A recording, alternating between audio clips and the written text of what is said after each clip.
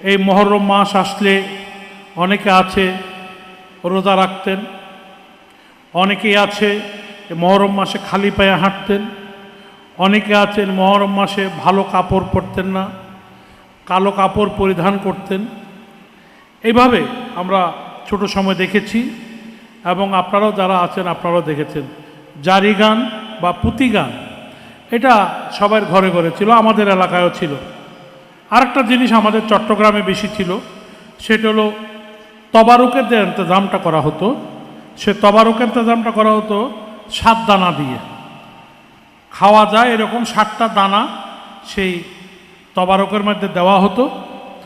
বিশেষ করে আমাদের দেশে যে বেশিরভাগ মানুষ কোরবানির যে মাংস, কোরবানির মাংসটা রেখে দিত, একটা অংশ রেখে দিত, সেটা মহরমের ফাতিয়াতে ব্যবহার করার জন্য। এইভাবে যুগে যুগে হজরত ইমাম হোসেনের সেই মাতমটা, হজরত ইমাম হোসেনের সেই শোকাহতটা চলে আসতেন। হজরত রসুল পাক সাল্লাল্লাহু আলাইহি ওয়াসাল্লাম একদিন কান্না করছেন। হজরত মা ফাতেমাতুজ জোহরা রাদিয়াল্লাহু তাআলা আনহু জিজ্ঞেস করলেন, ইয়া রাসূলুল্লাহ, আপনি এভাবে কান্না করছেন কেন? তখন উনি বলছেন যে আমি কান্না করছি, এমন একটা দিন আসবে, আজকের এই দিন মহরমের 10 তারিখ, এই দিনে আমার বংশ থেকে সেই কুফার জমিনের মধ্যে রক্ত ঝরবে। কান্নায় ভেঙ্গে বললেন মা ফাতেমাতুজ জোহরা। উনি যখন কান্নায় আবেগপ্লুত হয়ে গেলেন তখন বলছে যে মা তুমি কেন কাঁদছো? যে আমি আপনার আবেগে, যে আমার বংশ থেকে তখন কার রক্ত ঝরবে এটা যখন জানতে গেল, যে সেই দিন আমি থাকবো না, তুমিও থাকবে না, আমার আলীও থাকবে না, আমার হাসানও থাকবে না, ওই দিন একমাত্র হুসেইনে থাকবে। তখন মা ফাতেমাতুজ জোহরা কেন্দ্রে বললেন, তার সঙ্গী কে হবে? তার সঙ্গে আমি হব। আমার আল্লাহ রহমানুর রহিম তার আরশ মুআল্লা থেকে সশরীরে তার উপরে রহমত বর্ষিত করতে থাকবে।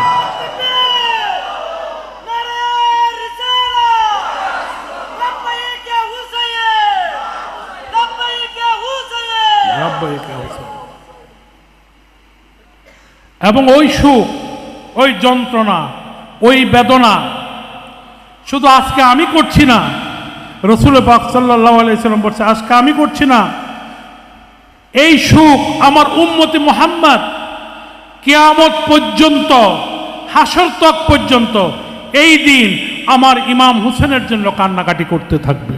সুবহানাল্লাহ।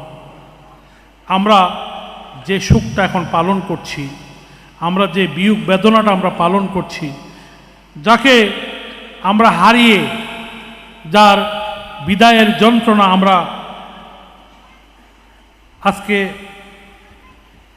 উপস্থাপন করছি, সেটা আসলে আমরা আলোচনার মধ্যে করছি। এটার যন্ত্রণা যে কতটুকু, এটার বেদনা যে কতটুকু, এটার কষ্ট যে কতটুকু, এটা কিন্তু কেউ আমরা ভাষায় প্রকাশ করতে পারবো না, আমরা বুঝবো না ওই দিন ইমাম হোসেনের কি হয়েছিল। আমরা যদি একটু পিছনের দিকে যাই,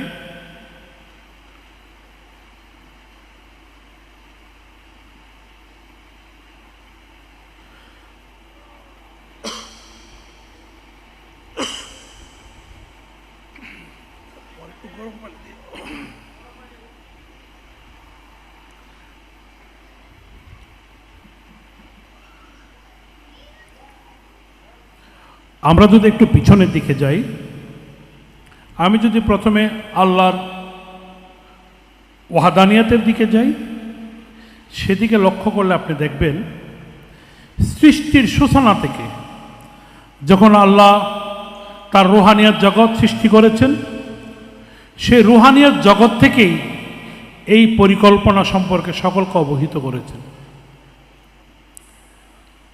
সেটা সে আদম আলাইহিস সালাম থেকে যুগে যুগে এই কুরবানির সেই হিস্ট্রিটা সেই যুগে যুগেই ধারাবাহিকতায় ছিল, কিন্তু কেউরই কুরবানি, কেউরই রক্ত এই জমিন থেকে আল্লাহ কবুল করেন নাই, একমাত্র কবুল করেছেন আওলাদ রসুলের শির মুবারক থেকে। হযরত ইব্রাহিম আলাইহিসসালামের কাছে চেয়েছেন কোরবানি, হযরত ইব্রাহিম আলাইহিসসালামও কোরবানি দিয়েছেন আল্লাহর হুকুমে, আল্লাহর সন্তুষ্টির জন্য। কিন্তু ওই দিন ওই কোরবানি আল্লাহর কুদরতি শক্তিতে সেই ইসমাইল জবিউল্লাহর কোরবান হন নাই, ওই দিন দুম্বা কোরবান হয়ে গেছে, পশু কোরবান হয়ে গিয়েছে। ঠিক ওই কোরবানটা সেই 61 হিজরিতে 10 মুহররমে ওই কোরবানি আল্লাহ কবুল করে নিয়েছেন আওলাদের রসুলের শির মুবারক। এটা আল্লাহর একান্ত ইচ্ছা। এখন প্রশ্ন হলো, এই যে ত্যাগ, এই যে রক্ত ঝরানো, এই যে কষ্ট, এই যে বেদনা, এটা আমাদের পক্ষে কখনো সম্ভব না। যেখানে রাসূল পাক সাল্লাল্লাহু আলাইহি ওয়াসাল্লাম আঙ্গুলের ইশারাতে চন্দ্র দ্বিখণ্ডিত করেছেন, যেখানে হযরত রাসূল পাক সাল্লাল্লাহু আলাইহি ওয়াসাল্লাম হাতের ইশারাতে চন্দ্রকে ডুবে গিয়েছিল চন্দ্র, সেটাকে আবার উপরে উঠাইয়া দিয়েছেন, আসরের ওয়াক্ত করে দিয়েছেন। এখানে রাসূলুল্লাহ থেকে তো ক্ষমতা ধরার কিছু নেই, কিন্তু রাসূল পাক সাল্লাল্লাহু আলাইহি সাল্লামকেও রক্ত ঝরাতে হয়েছে তায়েবের জমিনে। সেই যুদ্ধের মধ্যে, ওহুদের যুদ্ধের মধ্যে রক্ত ঝরেছে, দন্ত মুবারক শহীদ হয়েছে।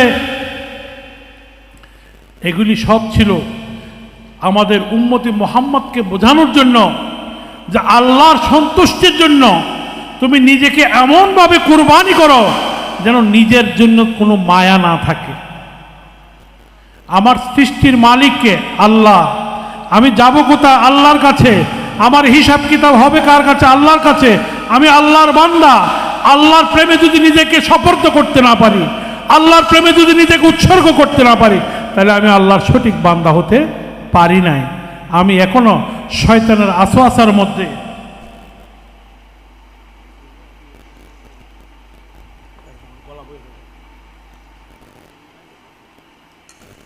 আমি বেশিক্ষণ কথা কইতাম না, আমি কোলায় থাকতাম না, আর গলাতে একটু সমস্যা হয়েছে, এই জন্য আমার কথা বলতে একটু অসুবিধা হইতেছে।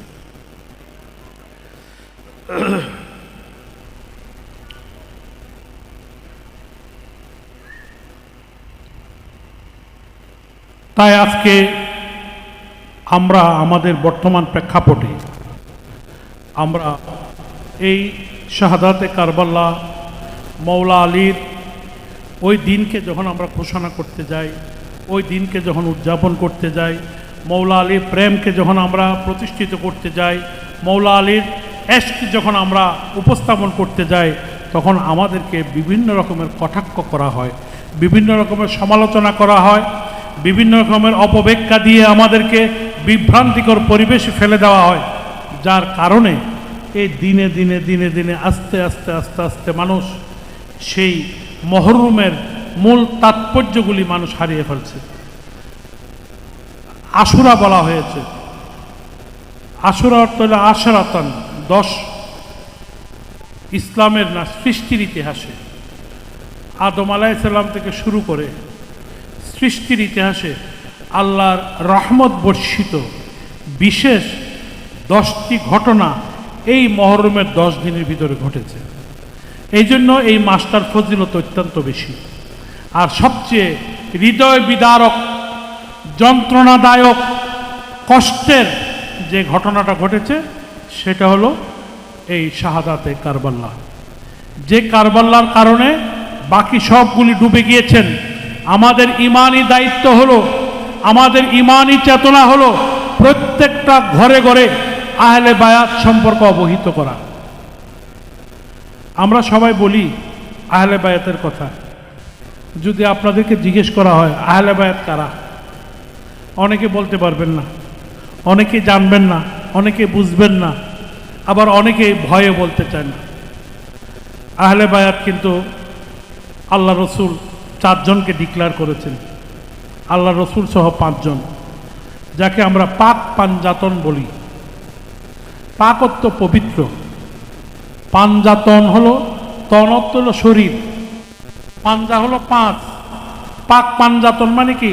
পাঁচটা পবিত্র দেহ, পাঁচটা পবিত্র শরীর, এটাকে বলা হয় পাক পাঞ্জাতন। অনেকে পাক পাঞ্জাতন বললে মনে করে যে এটা শিয়াদের বক্তব্য, আবার অনেকে মনে করে এটা বেদায়েতি সংগঠন।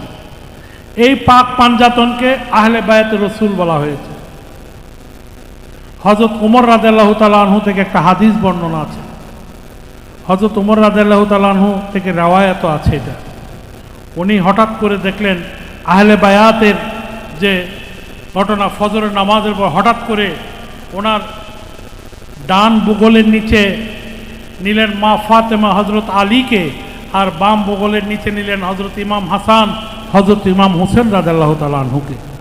এভাবে জড়ায়া ধরলেন, কালো চাদর দিয়ে মুড়িয়ে দিলেন, শুধু রসুল পাক সাল্লাল্লাহু আলাইহি সাল্লামের সেই সূরত মুবারকটা সামনে ধরে বললেন, এই চারজন হলো আমার আহলে বায়াতের অংশ, এরাই হলো আমার আহলে বায়াত।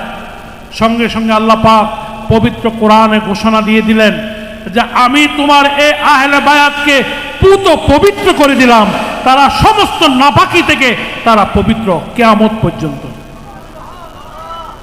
এই চারজনকে আল্লাহ তা পুত পবিত্র করে দিয়েছেন, যেখানে কোনো রকমের অপবিত্রতা নাই। এমন এক পবিত্র করে দিয়েছেন সেখানে তাদেরকে নাপাকি ভাবার কোনো সুযোগ আল্লাহ পাকে রাখেন নাই। এবং আরও দেখেন, আল্লাহ রসুল যখন মক্কা থেকে হজ শেষ করে মদিনার দিকে রওনা হলেন, ঠিক মদিনার কাছাকাছি একটি স্থানে আসলেন, 90 কিলোমিটার আগে একটা জায়গা, এই জায়গাটার নাম হলো গদির খোম, যেটা গদির খোম মানে একটা পুকুর বলা হয় আরবিতে। গদির যে খোম অর্থ পুকুর, এই পুকুরের মধ্যে একটা গর্ত জায়গার মধ্যে, নিচু জায়গা। এবং সবচেয়ে মজার ঘটনা হলো এই জায়গাটা এখনও ঠান্ডা। এই গরমের দিনেও যদি হজে যারা যায় তাদেরকে জিজ্ঞেস করবেন ওই রাস্তা দিয়ে মক্কা থেকে মদিনায় গেলে ওই এলাকাটাতে যখন যায় তখন অটোমেটিকলি ওই জায়গাটা ঠান্ডা হিমেল একটা বাতাস বইতে থাকে। এটা আল্লাহর কুদরতি রহমত। এবং ওইখানে আমার রসুল পাক সাল্লাল্লাহু আলাইহি সাল্লাম যখন মক্কা থেকে মদিনার দিকে রওনা হচ্ছেন, ঠিক তখন ওনার কাছে ওহী আসলো, ইয়া রাসূলুল্লাহ, আপনার দিনের কাজ অসমাপ্ত অবস্থায় আপনি এখান থেকে যাচ্ছেন, আপনি দিনের কাজ সম্পন্ন করেন। দিনের কাজের মধ্যে এখানে যখন মেসেজ আসলো উনি সঙ্গে সঙ্গে দাঁড়িয়ে পড়লেন, সামনে যারা গেল তাদেরকে ডাকলেন, পিছনে যারা পড়লো তাদেরকে আসলেন, সবাইকে এক জায়গায় জড়ো করে, মানুষ যেহেতু অনেক বেশি, একটা উচ্চ আসনে উনি দাঁড়ায়া মৌলা আলীর হাত ধরে উনি উপরে উঠলেন। হাত ধরে উঠে উনি সবাইকে বললেন যে আমি কি তোমাদের কাছে আমার কোনো কথা বলার অধিকার রাখি? সকল উম্মতরা বললেন, ইয়া রাসূলুল্লাহ, আমরা তো সবাই কোরবান হতে প্রস্তুত, আপনি যখন যা বলবেন তাই আমরা মানব। তখন বললেন, উনি যে ভাষাটা ব্যবহার করলেন যে তোমরা যারা আমাকে মৌলা ভাবো, মৌলা শব্দের অর্থ হলো অভিভাবক, তোমরা যারা আমাকে মৌলা ভাবো, আজকে থেকে তোমরা ধরে নিবা আমার এই আলীও তাদের মৌলা। উনি ভাষাটা ঠিক এভাবে বলেছেন, মান কুনতুম মৌলা, তোমরা যারা আমাকে মৌলা ভাবো, ফাহাযা আলিউন, মানে তোমরা এটাও জেনে রাখো তাদের সবার জন্য আমার আলীও মৌলা। তাহলে আলীর মর্যাদাটাকে বেলায়েতের ধারায় এতটুকু সম্মানের মধ্যে নিয়ে গেছেন। ওখানে তফসির কারকরা আরও অনেক ধরনের তফসির করেছেন, ওটা লম্বা ইতিহাস। এখানে একজন আরেকজনকে মানে নাই, বিভিন্ন সাহাবীদের মধ্যে মতানৈক্য সৃষ্টি হয়েছে। এটার জন্য রসুল পাকের এক একজনের এক এক মত। তবে মূল কথা হলো ওনাকে রসুল পাক সাল্লাল্লাহু আলাইহি সাল্লাম অভিভাবকত্বের মর্যাদা দিয়েছেন। সঙ্গে সঙ্গে হযরত আবু বকর সিদ্দিক রাদিয়াল্লাহু তাআলা আনহু, হযরত উমর রাদিয়াল্লাহু তাআলা আনহু জড়ায় ধরলেন, হে আলী, তুমি আজকে থেকে এই আরব রাজ্যের, এই মদিনার নারী পুরুষের অভিভাবকের স্বীকৃতি তুমি নিয়ে নিলে। সেই মৌলা আলীকে আল্লাহ রসুলে এমন এক মর্যাদা দিয়ে এমন এক ক্ষমতা দিয়ে, এমন এক বেলায়েত দিয়ে এই পৃথিবীর জমিনে ধরে রেখেছেন। কারণ আল্লাহ তাকে পৃথিবীতে যখন পাঠান তখন কিন্তু মক্কার ঘরে পাঠিয়েছেন। আপনারা জানেন মৌলা আলীর জন্মস্থান কোথায়? সবাই জানেন কি? মৌলা আলীর জন্মস্থান হলো মক্কা হেরাম শরীফে, খানে কাবার ভিতরে। ওটার আর একটা ইতিহাস আছে। ওনার মা যান যখন তোয়াফ করতেছেন, হেরাম শরীফে যখন তোয়াফ করতেছেন, হঠাৎ করে প্রসব বেদনা উঠল। প্রসব বেদনা ওঠার সঙ্গে সঙ্গে আল্লাহর কাছে ফরিয়াদ করলেন, এবার আলাহি, আমি এখন কোথায় যাব? আমার তো প্রসব বেদনা উঠেছে, আমাকে সেই পর্দা করার কি বন্দোবস্ত তোমার আছে?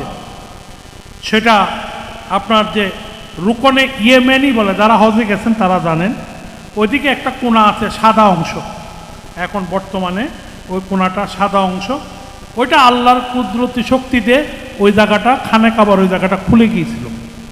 ওই দিক দিয়ে কিন্তু কোনো দরজা নাই, অটোমেটিক খুলে গিয়েছে। খুলে গিয়ে ওদিক দিয়ে মৌলা আলীর মা যান ওইখানে ঢুকে গিয়েছেন। ঢুকে যাওয়ার পর এখানে গর্ভপাত হয়েছেন। ওই শিশু সন্তান 3 দিন হেরাম শরীফের ভিতরে কেউ তালা খুলতে পারে না, হেরাম শরীফে কেউ ঢুকতে পারে না। 3 দিন পরে রসুল পাক সাল্লাল্লাহু আলাইহি সাল্লাম এখানে প্রবেশ করলেন এবং রসুল পাক সাল্লাল্লাহু আলাইহি সাল্লাম যখন ধরলেন তখন রসুল পাক সাল্লাল্লাহু আলাইহি সাল্লাম বলতেছেন, আমি হইতে তুমি, তুমি হইতে আমি, আমার জন্যই পৃথিবীতে তুমি আসছো আর তোমার জন্যই আমি আছি। আর মৌলা আলীর নাম সবাই বলছে যে কি নাম রাখা হবে? মৌলা আলীর নাম, আলী নামটা আল্লাহর তরফ থেকে রাখা হয়েছে। যখন হেরাম শরীফে মক্কার আশেপাশে যখন বন্যা, খরা, অভাবরণন সৃষ্টি হলো, মৌলা আলীর ভাই বেরাত যারা সবাই বিভিন্ন জায়গায় বন্টন হয়ে যাচ্ছেন, গরিব, তখন রসুল পাক সাল্লাল্লাহু আলাইহি সাল্লাম বলছেন যে এই অবুজ শিশুটা, রুগী শিশুটা, চোখে কম দেখে, জীর্ণ, একদম হাড্ডি মার্কা এই অসুস্থ সন্তানটা, এটা আমারে দিয়ে দাও, এটা আমি লালন পালন করব। সেই মৌলা আলীকে রসুল পাক সাল্লাল্লাহু আলাইহি সাল্লামের ঘরে নিয়ে আসলেন। হযরত খাদিজাতুল কুবরা রাদিয়াল্লাহু তাআলা আনহু, নারীদের মধ্যে প্রথম ইসলাম ধর্ম গ্রহণকারী, উনি যেদিন থেকে ঘরে নামাজ পড়তেছেন, আর এই মৌলা আলী 6 বছর বয়স থেকে যেদিন রসুল পাক সাল্লাল্লাহু আলাইহি সাল্লামের ঘরে ঢুকলেন, ওই দিন থেকে উনি সেজদা অবতীর্ণ হয়েছেন। আর সেই মৌলা আলীর রসুল পাক সাল্লাল্লাহু আলাইহি সাল্লামের সবচেয়ে আদরের মৌলা আলীকে বলা হয়েছে, যদি ইসলামকে জিন্দা করতে হয় তাহলে মৌলাকে লাগবে, আলীকে লাগবে। ইসলামের সত্য পথকে যদি বিবেচনা করতে হয় তাহলে আলীকে লাগবে। সে আলীর ত্যাগ কি? রসুল পাক সাল্লাল্লাহু আলাইহি সাল্লাম যখন হিজরত করেন, মক্কা থেকে যখন মদিনায় এসে পড়েন, তখন আল্লাহ রসুলের কাছে কিছু আমানত ছিল। সে আমানত বন্টন করার জন্য, আমানতগুলি কার কাছে দিবে? রাতের অন্ধকারে রসুল পাক সাল্লাল্লাহু আলাইহি সাল্লাম মক্কা থেকে মদিনায় চলে আসবেন, সে আমানতগুলি কাকে দিবেন? তখন মৌলা আলী শের কথা বললেন, ইয়া রাসূলুল্লাহ, আমি আপনার জন্য কোরবান হতে প্রস্তুত আছি, আমি আপনার জন্য কোরবান হতে প্রস্তুত আছি। তখন রসুল পাক সাল্লাল্লাহু আলাইহি সাল্লাম আলীকে বলল যে তুমি কেন এই কোরবানি? যেটা আমি কোরবানি হব, আপনি যান, রাতারাতারা আপনি মক্কা ত্যাগ করেন, আমি আছি, আমি মানুষের আমানতগুলি বুঝিয়ে দেব। সমস্ত আমানত নিয়ে চাদর মুড়ি দিয়ে রাসূলুল্লাহ যে বিছনায় শুয়েছিল, ওই বিছনায় হযরত মৌলা আলী শুয়েছিল। এবং মক্কাবাসী আইসা যখন সেই আঘাত করার জন্য পুরা পরিকল্পনা, ওই দিন যদি তলোয়ার চালাইতো তাহলে তো ওই দিন আলী কতল হয়ে যেত, না হইতো না? ওই দিন যদি তলোয়ার চালাইতো আলী কতল হয়ে যেত। তাইলে ওই দিন আল্লাহর কুদরতিতে তলোয়ার চালায় নাই, কিন্তু তলোয়ারের মুখের মধ্যে শুয়ে পড়ছেন কে? মৌলা আলী। আর কেউ শুয়েছে? মৌলা আলী। এই জন্য মৌলা আলীর মর্যাদা হায়দারে কাররার বলা হয়েছে, শের খোদা বলা হয়েছে, আলিয়ে মর্তুজা বলা হয়েছে, আলীর মর্তবা অনেক উপরে তোলা হয়েছে। ওই দিন ওইখানে উনি শুয়েছিলেন, কপাল উঠায় দেখে, কাপড় উঠায় দেখে মৌলা আলী শুয়ে আছেন। এই তুমি এখানে কেন? এখানে তো মোহাম্মদ শুয়ে থাকার কথা। হয়তো মোহাম্মদ আছে ওইদিকে। যাই হোক, ওইটা আর একটা লাইন। তাহলে সেই মৌলা আলীর উত্তরসূরি, সেই মৌলা আলীকে রসুল পাক সাল্লাল্লাহু আলাইহি ওয়াসাল্লাম তার নয়নের টুকরা, কলিজার টুকরা, আদরের আদর, যাকে ছাড়া রসুল্লাহ দূরে থাকতে পারেন নাই, সেই আদরের নয়নের মণি মা ফাতেমা তো জোহরা রাদিয়াল্লাহু তাআলা আনহা, ওনাকে সঙ্গে রাখতেন। এবং ওনার চাচাতো ভাই মৌলা আলী আবার ওনাকে মেয়ে দিলেন এবং মেয়েকে ঘরের পাশে রাখলেন, যে আমি তোমাকে দূরে রাখতে পারবো না, আমি তার মায়া ছাড়তে পারি না। এত আদরের, এত আদরের সেই মৌলা আলী। সেই মৌলা আলীর ঘরে দিলেন মা ফাতেমাকে। মা ফাতেমা রসুলুল্লাহর পাশেই সেই ঘরের মধ্যে। আর এই মৌলা আলী এবং মা ফাতেমার ঘরে আসলো দুইজন এমন নক্ষত্র, পৃথিবীর জমিনে আল্লাহ, পৃথিবীর জমিনে এই নাম প্রথমে আর কেউ রাখে নাই। 800 মুআল্লার মধ্যে সেই রুহানিয়ত জগতে যখন মানবীয় রূপের দুইটা নাম নির্ধারণ করা হয়েছে, আল্লাহর তরফ থেকে দুইটা নাম প্রথম নির্ধারণ করা হয়েছে, একটা হলো হাসান আর একটা হলো হুসাইন। সেটা হলো সে 800 মুআল্লা।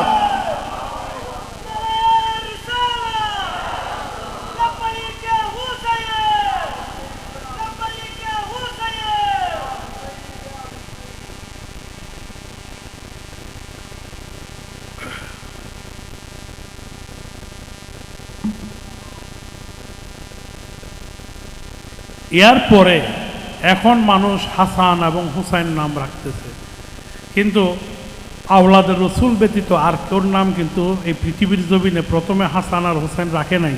কারণ এটা, এই দুইটা নাম আল্লাহর পছন্দের ছিল, এই দুইটা নাম আল্লাহর অত্যন্ত পছন্দের ছিল। এবং তাদের নামের সঙ্গে যে মর্যাদাগুলি আসছে, সেই মর্যাদাগুলি যদি আমি আপনাদেরকে একটু শোনাই, এটা হয়তো অনেকে অনেক ধরনের নেন।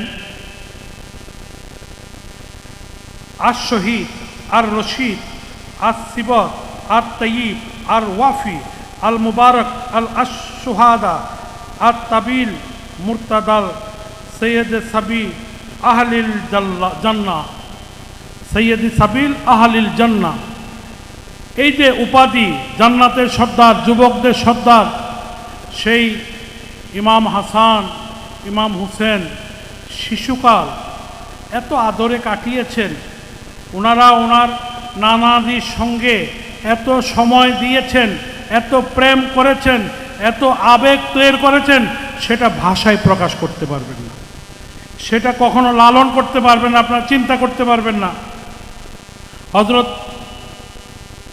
ইমাম হাসান হোসেন যখন কান্না করতেন, তাদেরকে ঘুম পাড়ানোর জন্য দুলনায় চড়ানো হতো, এবং দুলনায় চড়ায়া কি বলে ঘুম নেওয়াইতো জানেন? হাসবি রাব্বি জাল্লাল্লাহ মা ফি কলবি গায়রুল্লাহ নূর মুহাম্মদ সাল্লাল্লাহু লা ইলাহা ইল্লাল্লাহ লা ইলাহা ইল্লাল্লাহু লা ইলাহা ইল্লাল্লাহ লা ইলাহা ইল্লাল্লাহু মুহাম্মাদুর রাসূলুল্লাহ। এই জিকিরটা করে করে সেই নবীদের আদরের দুলারেরাদেরকে ঘুম পাড়াইত। নামাজ তো আল্লাহর জন্য, নামাজ আল্লাহর জন্য না। আমরা যখন সেজদায় পড়ি কাকে ডাকি? আল্লাহকে ডাকি না? নামাজের সেজদায় তো আল্লাহরই ডাকি। তো রসুলুল্লাহ তো নামাজ পড়ছেন আল্লাহর জন্য। রসুল পাক সাল্লাল্লাহু আলাইহি ওয়াসাল্লাম যখন নামাজে গেলেন, সেজদায় গেলেন, ওই সেজদায় যাওয়ার পরে ওনার দুই নাতি কুলে উঠে পড়লেন, পিঠের উপরে উঠে পড়লেন, পিঠের উপরে উঠে খেলতেছেন। রসুল পাক সাল্লাল্লাহু আলাইহি ওয়াসাল্লাম সেজদায় পড়ে রইলেন। তখন উনি চিন্তা করলেন, আমি যদি সেজদা থেকে উঠি আমার দুই নাতি পড়ে ব্যথা পাবে। উনি সঙ্গে সঙ্গে আল্লাহর কাছে ফরিয়াদ করলেন, এবার আল্লাহি আমার নাতির দিকে চাইবো না তোমার দিকে চাইবো? আমার আল্লাহ সঙ্গে সঙ্গে বললেন যে তোমার হাসান আর হুসাইন আমার সেজদা থেকে আরো দামি।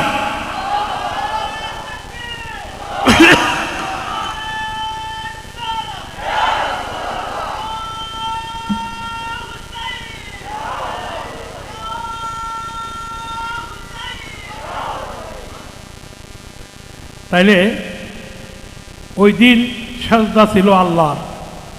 অপেক্ষা করছেন কার জন্য? সেজদায় অপেক্ষা করছেন কার জন্য?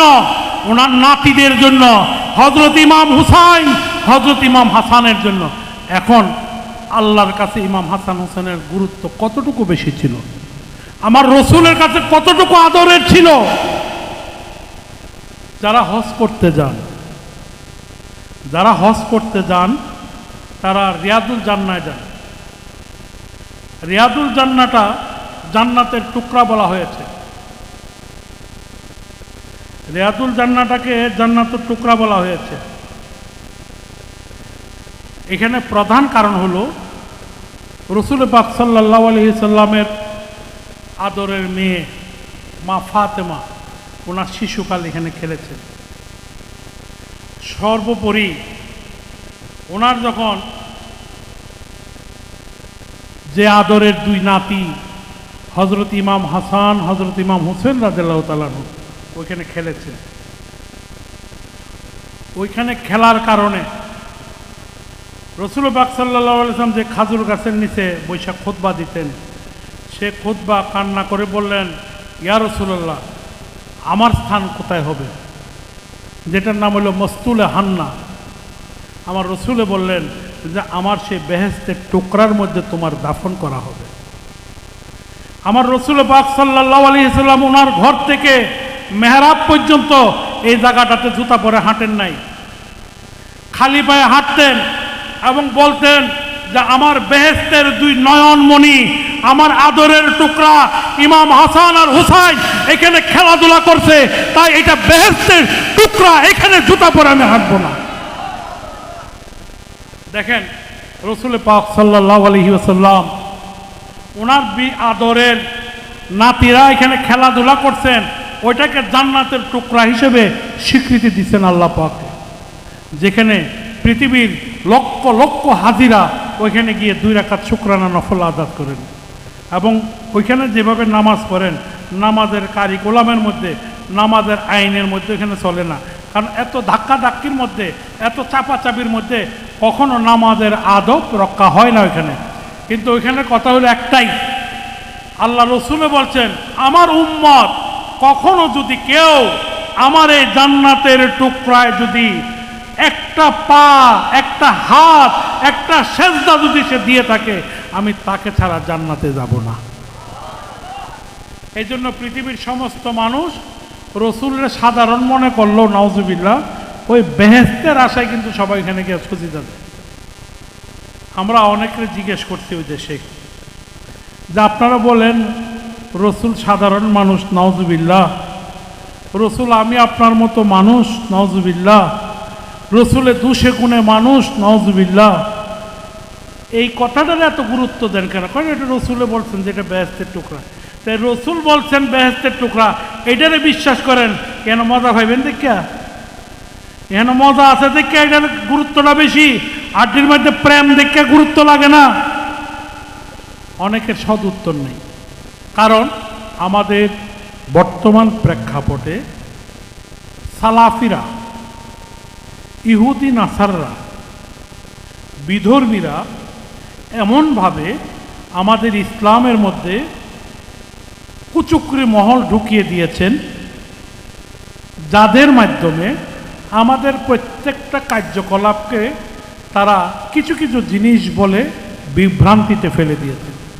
আপনি যদি এই যে মাজারে আসছেন, বলবো যে এটা বেদায়েত, মাজারে গিয়ে জিয়ারত করতেছেন, বলবো এটা শিরিক। আপনারা এই যে উরসের গরু নিয়ে আসেন, বলে এটা শিরিক।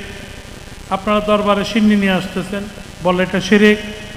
এইভাবে তারা বিভিন্ন অপকৌশল ব্যাখ্যা করে তারা প্রথমে আঘাত করছে কই?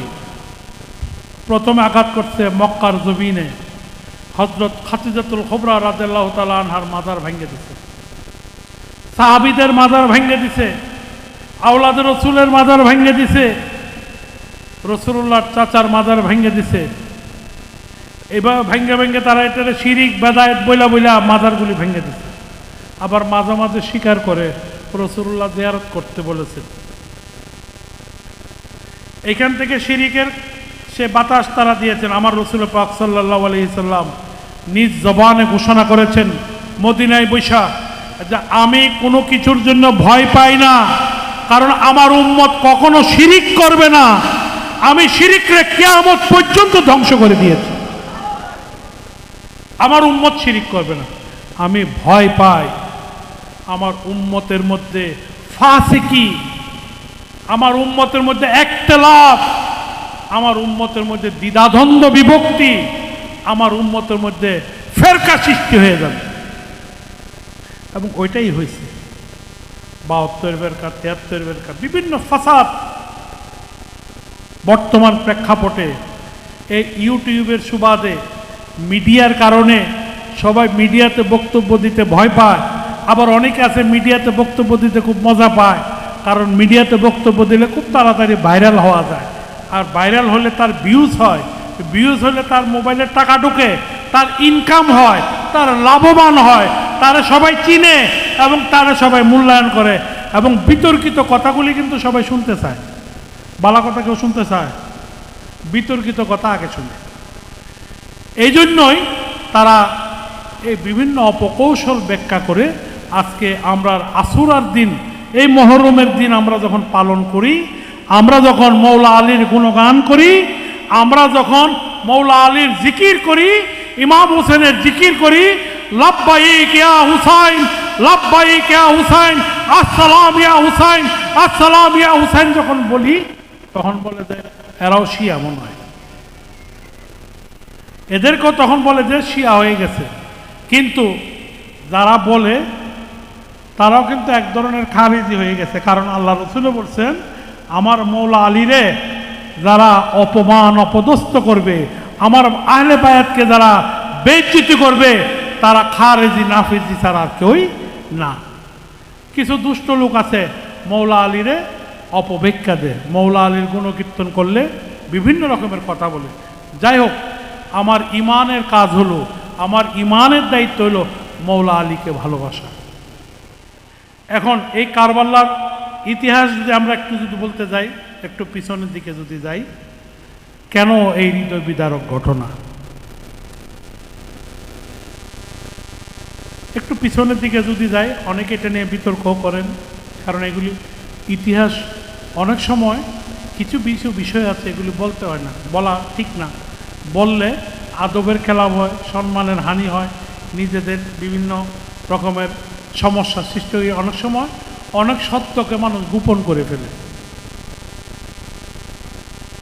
উমাইয়া গোত্র, উমাইয়া গোত্রের একটা গ্রুপ ছিল যারা মৌলা আলীকে সহ্য করতে পারেনি। মৌলা আলীর লগে তাদের একটা বিরোধ ছিল, সেটা ছিল ক্ষমতার বিরোধ, সেটা ছিল আধিপত্যের বিরোধ, সেটা ছিল এক ধরনের দ্বন্দ্ব। আর একটা কারণ ছিল মৌলা আলীর নেতৃত্বে যতগুলি যুদ্ধ হয়েছে সমস্ত যুদ্ধের মধ্যে মৌলা আলী বিজয় হয়েছে। আর মৌলা আলীর লগে যারা যুদ্ধ করছেন, সে উমাইয়ার বংশের যারা ছিল, তারা বারবার পরাজিত হয়েছেন এবং হত্যা হয়েছে। এবং তাদের একটা পুরানা ক্ষোভ তাদের ভিতরে জমাট বাঁধছে এবং তাদের ভিতরে সে ক্ষোভটা বহিঃপ্রকাশ ঘটানোর জন্য অনেকবার চেষ্টা করেছেন।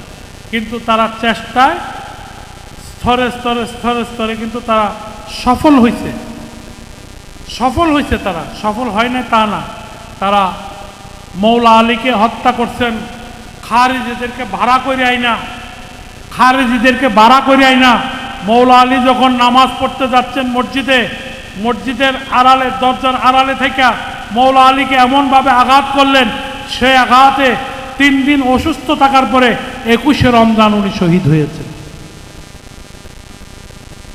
এইভাবে হযরত ইমাম হাসান রাদিয়াল্লাহু তাআলা আনহু, ওনাকেও হত্যা করার জন্য ওনাকে বিভিন্ন অপকৌশল ব্যাখ্যা করে ওনার ঘরের কিছু মুনাফিক মেয়েদেরকে ভাড়া করে ওনাকে খানার সঙ্গে বিষ মিশায়া ওনাকে সেই বিষের মাধ্যমে অসুস্থ করে ওনাকেও শহীদ করছে। এরপরে আসতেছে হযরত ইমাম হোসেন রাদিয়াল্লাহু তাআলা আনহু। কখন উনি হত্যার সেই কঠিন মুহূর্তটা বাইছে নিছেন, আল্লাহটা তো আগে বলছি, আল্লাহর ওয়াহদানিয়াতের কথা, উনি বাইছে নিছেন তখন যখন এজিদ ক্ষমতা পাইছে, এজিদ ক্ষমতা পাওয়ার পরে এজিদের যে চরিত্রহীন, সে যে খারাপ, তার যে কোনো জাত মাত কিছুই নাই, এজিদ কতটুকু খারাপ ছিল এটা ভাষায় কেউ প্রকাশ করতে পারবে না।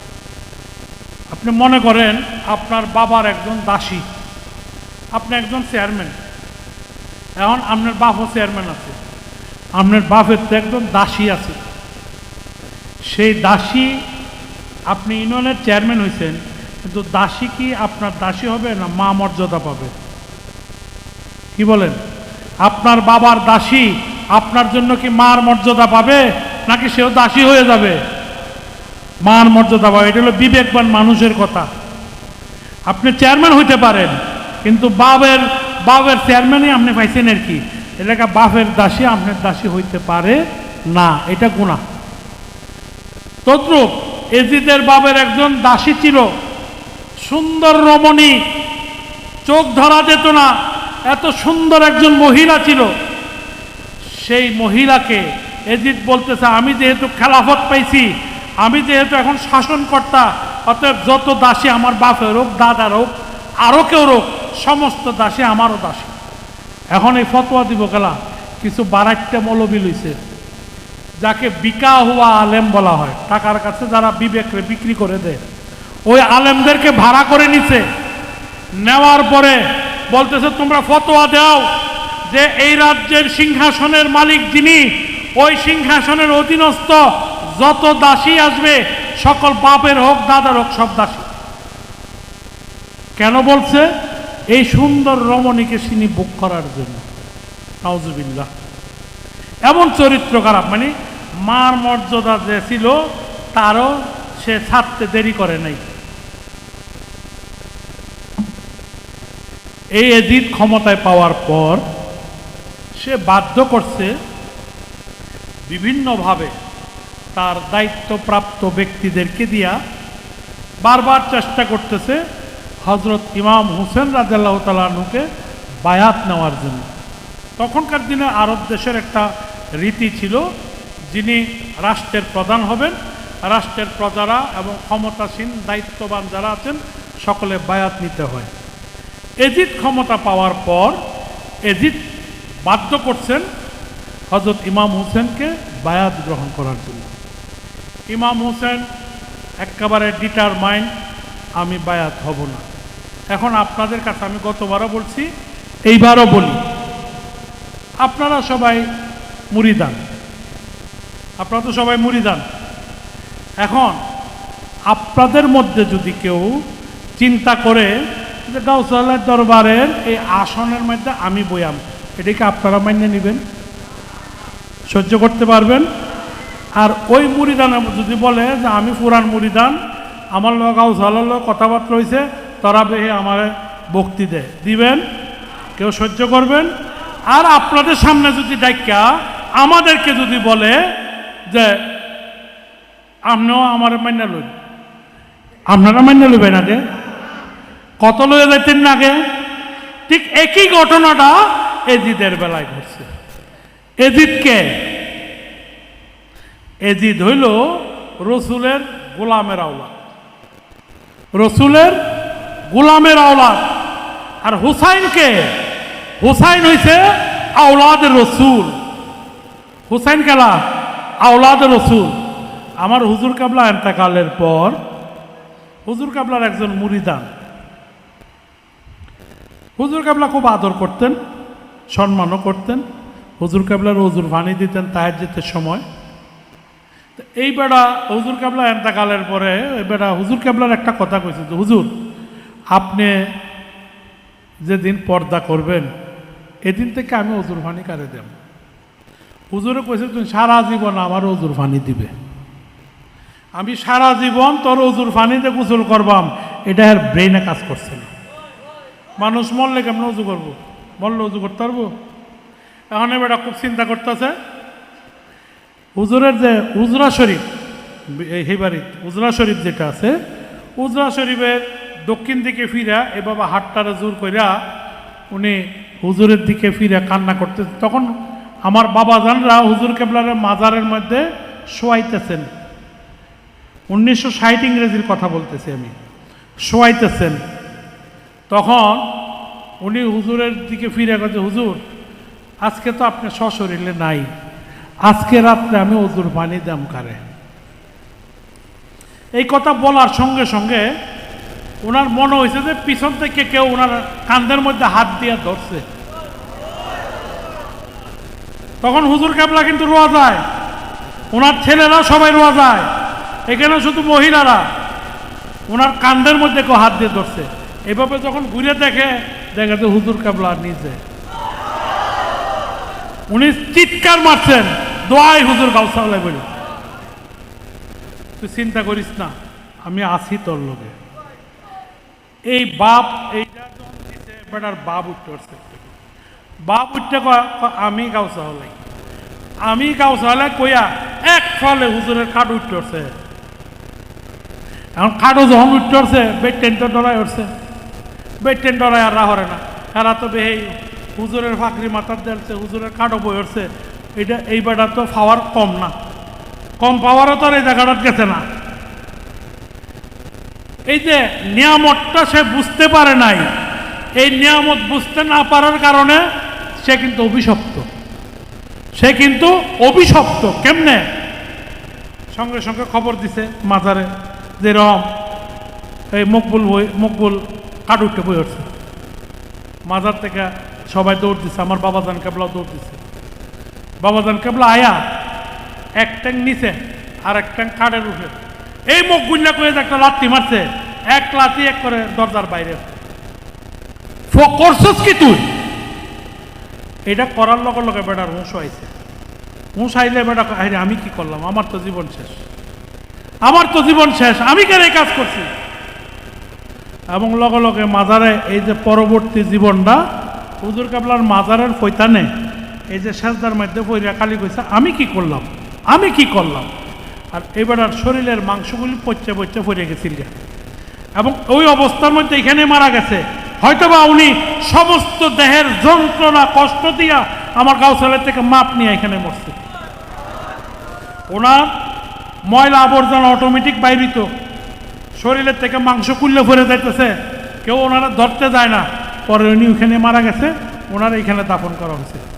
শেষ পর্যন্ত দাফন করা হয়েছে এখানেই, এখানে একটা বেল গাছ ছিল, বেল গাছের নিচে। এই যে নিয়ামত দেওয়ার পরে বেয়াদবি করছে, এই বেয়াদবি কি আমার গাউসালা কি আর সহ্য করতে পারছে? তদ্রুপ এই যে বন্ডামি কইরা, ছলনা কইরা, চাতরি কইরা এই যে ক্ষমতা লইছে ইয়াজিদে, এজিদে ক্ষমতা লইয়া হাত দিছে কই? মুনিবের উপরে হাত দিছে কই? মুনিবের উপরে। এই অভিশাপ কি আর ছাড়ছে? এই অভিশাপ কি ছাড় দিছে? ছাড় দেয় নাই। এজিদের নাম কেউ রাখে? এজিদের নাম কেউ রাখতে চায়? এজিদ নামে কেউ ডাহে? আমরা বরংস কেউ কেউ গালি দিতে গেলে এজিদ নামে গালি দিই, কেউ কেউ গালি দিতে গেলে এজিদ নামে, এজিদের বাচ্চা এজিদ, এই এজিদের বংশ আমার স্কেটটি নিতে থাকা, এই এজিদের বংশ আমার ফুলারে মারি আছে, এই এজিদের বংশ আমার এই জিনিসটা দখল করে আছে। আমরা ঠিক এইভাবে গালি দিই। তার মানে এজিদ লানতুল্লাহ। এজিদকে আমরা দেওয়ান লাগে না, এটা আল্লাহর তরফ থেকে আইছে। আরো মজার ঘটনা কি, এজিদের সন্তান এজিদে কইতেছে যে আমার পরবর্তী ক্ষমতাটা তুমি দায়িত্ব লো। ফেরাই কইতেছে বাবা তোমার এই আসনটা হলো অভিশপ্ত, তুমি দুকাবাজি করে আসনটা লইছ, আমি এই দুকাবাজি অভিশপ্ত আসন আমি বসবো না। যেখানে তুমি আওলাদ রসুলের কথন করছো, সে আওলাদ রসুলের কথনের অভিশপ্ত আসন আমি বসবো না। সারাই দায়িত্ব লইছে না, হয়তো স্যারার বিবেকের মধ্যে আল্লাহর রহমত বর্ষিত হয়েছে। আর এজিদের কি অবস্থা হয়েছে? এজিদের একবার পেটের অসুখ হয়ে, একবার জ্বর হয়ে, একবার মাথা ঘুরায়, একবার মাথা কামড়ায়, এমন করতে করতে মানসিক ভারসাম্য হারায় আছে। মানসিক ভারসাম্য হারায়া অস্থিরতার মধ্যে কোনো হেকিম, কোনো ডাক্তার, কোনো কবিরাজ, কোনো চিকিৎসা, কোনো ওষুধে পৃথিবীর এমন কোনো কবিরাজ ছিল না, এমন কোনো হেকিম ছিল না যারা চিকিৎসা এজিদে দেয় নাই। কিন্তু এজিদের চিকিৎসা কাজ হইতেছে না। তখন কিছু তোরার কথা বাদ দে, আমি আর পারতাম না, আমি আমার ঘোড়া লই এক সাইডে যাই না। তখন পাগলের মতো ছুটা সেই ঘোড়াই করিয়া ছুটছে এক সাইডে, হঠাৎ করিয়া মাথা ঘুরাইয়া ঘোড়ার থেকে ফরিয়েছে। ফরিয়ে যাওয়ার সময় ঘোড়ার লাগামের মধ্যে তার ফাউডা আটকে গেছে। ঘোড়া তো দৌড়তেছে, ঘোড়ারা আল্লাহর কুদরতিতে দৌড়াইতেছে। এখন হ্যাঁ ফরিয়া আল্লাহ দিলে একবার ফাঁকাত বাড়ি খায়, পাথরের মধ্যে বাড়ি খায়, একবার ইয়াত বাড়ি খায়। ঘোড়া তো মনে হচ্ছে পিছেতে এবার আছেই, ঘোড়া দৌড়তেছে, দৌড়তে দৌড়তে এক পর্যায়ে দেহে রশিটা আছে, দেহ নাই। এখন এজিদের দেহ কই আছে কেউই জানে না। এজিদ কোনখানে মারা গেছে কেউই কইতে পারে না। তার শরীরটা খণ্ড বিখণ্ড হইয়া সেই মরুভূমির মধ্যে সেই বিখণ্ড অবস্থায় পশু পক্ষিয়ে খাইছে, তার দেহটা আর পাওয়া যায় না। কারণ এটা কি অভিশাপ। কারণটা কি? মুনিবের গায়ে হাত দিছে। আর কারে হাত দিছে? কারা হাত দিছে? সেই রসুল পাক সাল্লাল্লাহু আলাইহি ওয়াসাল্লামের গায়ে হাত দিছে। রসুল পাক সাল্লাল্লাহু আলাইহি ওয়াসাল্লাম একটা হাদিস শরীফ আসছে, উম্মতুল মুমিনিন হযরত আয়েশা সিদ্দিকা রাদিয়াল্লাহু তাআলা আনহু জিজ্ঞেস করতেছেন, ইয়া রাসূলুল্লাহ, আপনার শরীরে এত বালু কেন, এত কাদা কেন, এত ময়লা কেন? কয় যে আমার হুসেন যে যখন কারবাল্লার জবিনের মধ্যে, এটা কুফার জবিন ছিল, কারবাল্লা হয়েছে ইমাম হুসেন শহীদ হনের পরে। ইমাম হুসেন শহীদ হনের পরে এটার নাম হয়েছে কারবাল্লা। সে কারবাল্লার জবিনের মধ্যে আমি যখন দেখতে পেলাম যে আমার ইমাম হুসেন রে সেই এজিদ বাহিনী দ্বারায় নির্মমভাবে নির্যাতন করা হচ্ছে, তখন আমি তারে ধইরা, সে যাতে ব্যথা না পায় তাকে ধইরা আমি বালির মধ্যে গড়াগড়ি করতেছি, এই জন্য আমার শরীরের মধ্যে বালি পড়ছে।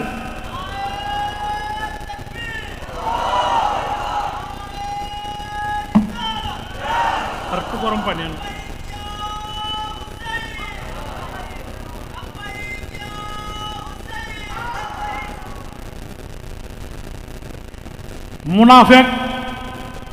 মুনাফেক সিনর বেঈমান ইমান আনলে সে মুমিন হয়ে যাবে। বেঈমান যদি ইমান আনে সে মুমিন হয়ে যাবে। কিন্তু মুনাফেক তার বিচার কি হবে একমাত্র আল্লাহ নির্ধারণ করে রাখছে। আমার খায়া, আমার ফিন্দা, আমার ডাক্যা, আমার জিকির করিয়া, আমার লগে ওঠা বসা করিয়া, আমার লগে যে মুনাফিকি করে তার আল্লাহ কোনোদিন মাফ করব করে নাই।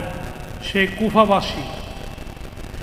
কুফাবাসী এই যে হাজার হাজার সিটি দিল আমার রসুলের কাছে, সেই সিটি পায়া আমার ইমাম হুসেন সিটির জবাব দিতে গিয়া উনি সশরীরে গেছেন 60 হিজরিতে। যখন এজিদের বাবা মারা গেছেন, এজিদের বাবা ওয়াদা করাইছিলেন আওলাদের রসুলের লগে যেন কোনো জবরদস্তি করা না হয়। ওয়াদা করছি যে আওলাদের রসুলের লগে যাতে জবরদস্তি না করে। কিন্তু সেরা তো শয়তান, যাতে যাতে রেটানে না, যাতে যাতে রেটানে। এই লেগে সেরা বাপের কথা রাখছে না, হের কাম করে গেছে। 60 হিজরিতে হজরত ইমাম হুসেন দেখতেছে যে এজিদের অত্যাচার বাইরে যেতেছে, জোর করতেছে, বায়াত গ্রহণ করণই লাগবো। তখন হজরত ইমাম হুসেন করলেন কি, মদিনার থেকে উনি মক্কায় চলে গেলেন। বলছেন যে না, আমি এখানে থাকতাম না, আমি জায়গা নিরিবিলি, আমি যুদ্ধের দরকার নাই, কার্যের দরকার নাই, আমি আমার দিন হারাম শরীফে বয়ে বয়ে কাটাই দেয়। উনি মক্কায় গেলেন। মক্কায় যাওয়ার পরে ওনার এই যে সিডি পত্রগুলি দিতে দিতে কুফার মানুষে কইতেছে যে আপনি তাড়াতাড়ি কুফায় আসেন, নাইলে আমরা অত্যাচারিত হইতেছি, নির্যাতিত হইতেছি, নিপীড়িত হইতেছি, আপনি তাড়াতাড়ি আসেন, না আসলে আমাদের এই পরিস্থিতি থেকে আমরা পরিত্রাণ পাব না। কিন্তু দেখা গেল রসুল্লাহ এই হজরত ইমাম হোসেনের সাহাত্ত ভাই যখন ওখানে গেলেন, ওনারে বন্দি করে আনছে, পয়লা বায়াত দিছে, পরে বন্দি করে আনছে। এই খবর যখন ওনার কাছে পাঠাইতে গেলেন, খবরটা আইসা টোক মতো পৌঁছে নাই। কিছুক্ষণ আগে একটা শেয়ার করছে যে আমি এমনিতে আমি কারবাল্লায় আসি নাই, আমাকে দাওয়াত করে আনা হয়েছে। হযরত ইমাম হোসেন রে কুফার মানুষে দাওয়াত করে নিছে। যদি যুদ্ধর লেগে যদি উনি যাইতো তাহলে উনি সৈন্যবাহিনী নিলয় না, কি কোন সৈন্যবাহিনী নিল না? আমরা যেমন আপনারা তো হাজের মাইর হয়, হাজের মাইর হয় যে এই সময় দুপক্ষ চেষ্টা করে না মানুষ বাড়ায় লওয়ানোর লেগে, কার্যকরণের লেগে। কার্য করলেও তো একটা প্রস্তুতি আছে। আমার ইমাম হোসেন যদি কার্যকরণের নিয়ম যদি থাকতো তাহলে উনি একটা প্রস্তুতি লয়ে দিল না। ওনার সে মাসুম বাচ্চা শিশু সন্তানরা ওনারা নিয়ে দিল, কি ওনার বউ বাচ্চা নিয়ে দিল, উনি একটা যুদ্ধের প্রস্তুতি নিয়ে গেল। উনি মাত্র ৭২ জন সঙ্গী সাথী নিয়ে দাওয়াতে গেছেন, বেড়াইতে গেছেন। ওনারা তো ৪০ কিলোমিটার আগের থেকে ব্যারিকেড ফেলছে। উনি কিন্তু কুফায় পৌঁছতে পারেন নাই। কুফায় পৌঁছার আগেই ওনারা ব্যারিকেড দেওয়া শুরু করছে এবং উনি কুফা যাইতে যাইতে ওনার সমস্ত প্রতিবন্ধকতাগুলি সবগুলি ব্যারিকেড দিয়েছে এবং ব্যারিকেড দিয়া উনি যখন ব্যারিকেডে পড়ছেন, ব্যারিকেডে পড়ে উনি অনেক কিছু তাদেরকে আবদার করছেন, অনেক কিছু আবদার করছেন। বলতেছেন যে তোমরা যে আমার লোক এরকম করতেছ, তোমরা জানো না আমার নানাজি যে তোমরা রসুল, তোমরা যে আমার লোক এরকম করতেছ, তোমরা কি জানো না আমি যে জান্নাতের সর্দার আমার ভাই হাসান সহ? তোমরা কি জানো না আমার নানার আলাদুল আলী আমাদেরকে আদর করিয়া উনি কান্দের মধ্যে ব্যথা পাইব দেখে উনি সেজদা থেকে ওঠে নাই? যে আশহাদু আন্না মুহাম্মাদুর রাসূলুল্লাহ তোমরা বলো, তোমরা কি জানো না ওইটা আমার নানাজি? তোমরা কি জানো না আমি সেই খাইবারের যুদ্ধে যিনি বিজয় ঘোষণা করছিলেন মৌলা আলী শের খোদার সেই সন্তান? তোমরা কি জানো না আমার সে আদরের দুলালে আমার রাসূল পাক সাল্লাল্লাহু আলাইহি সাল্লামের আদরের কন্যা মা ফাতেমাতুজ জোহরা, আমরা সে আদরের সন্তান? তোমাদের মধ্যে কি একজনও মুসলমান নাই? ওই দিন ২২,০০০ সৈন্য, ২২,০০০ সৈন্যের মধ্যে সামনে কারা কারা আছে জানেন? ৭,০০০ আছিল হাফেজ, কোরআনে হাফেজ আছিল ৭,০০০, ৩,০০০ ছিল মুফতি। ২২,০০০ সৈন্য কার হয়েছে এক হুসেনরে হত্যা করার জন্য। তারাও নামাজ পড়তেছে, আজান দিতেছে এবং তারা কি করতেছে? এর তাড়াতাড়ি মাইরা লাও, আমরা নামাজের টাইম হয়ে যেতেছে, নামাজ পড়ন লাগবো। এরা কিরকম নামাজি চিন্তা করে, কিরকম নামাজি? ইমাম হোসেনে এতগুলি কথা বলার পরেও বলতেছে তোমাদের মধ্যে কি একজনও মুসলমান নাই? এক দুজন যেটি বাইরে ছিল এরা তো লগে লগে শহীদ হয়ে গেছে। তার মানে কি এই মুনাফেক চক্র এই পৃথিবীতে বাচ্চা আছে দেখে আজকে আমরা ইসলামের মধ্যে একটা লাভ শুরু হয়েছে।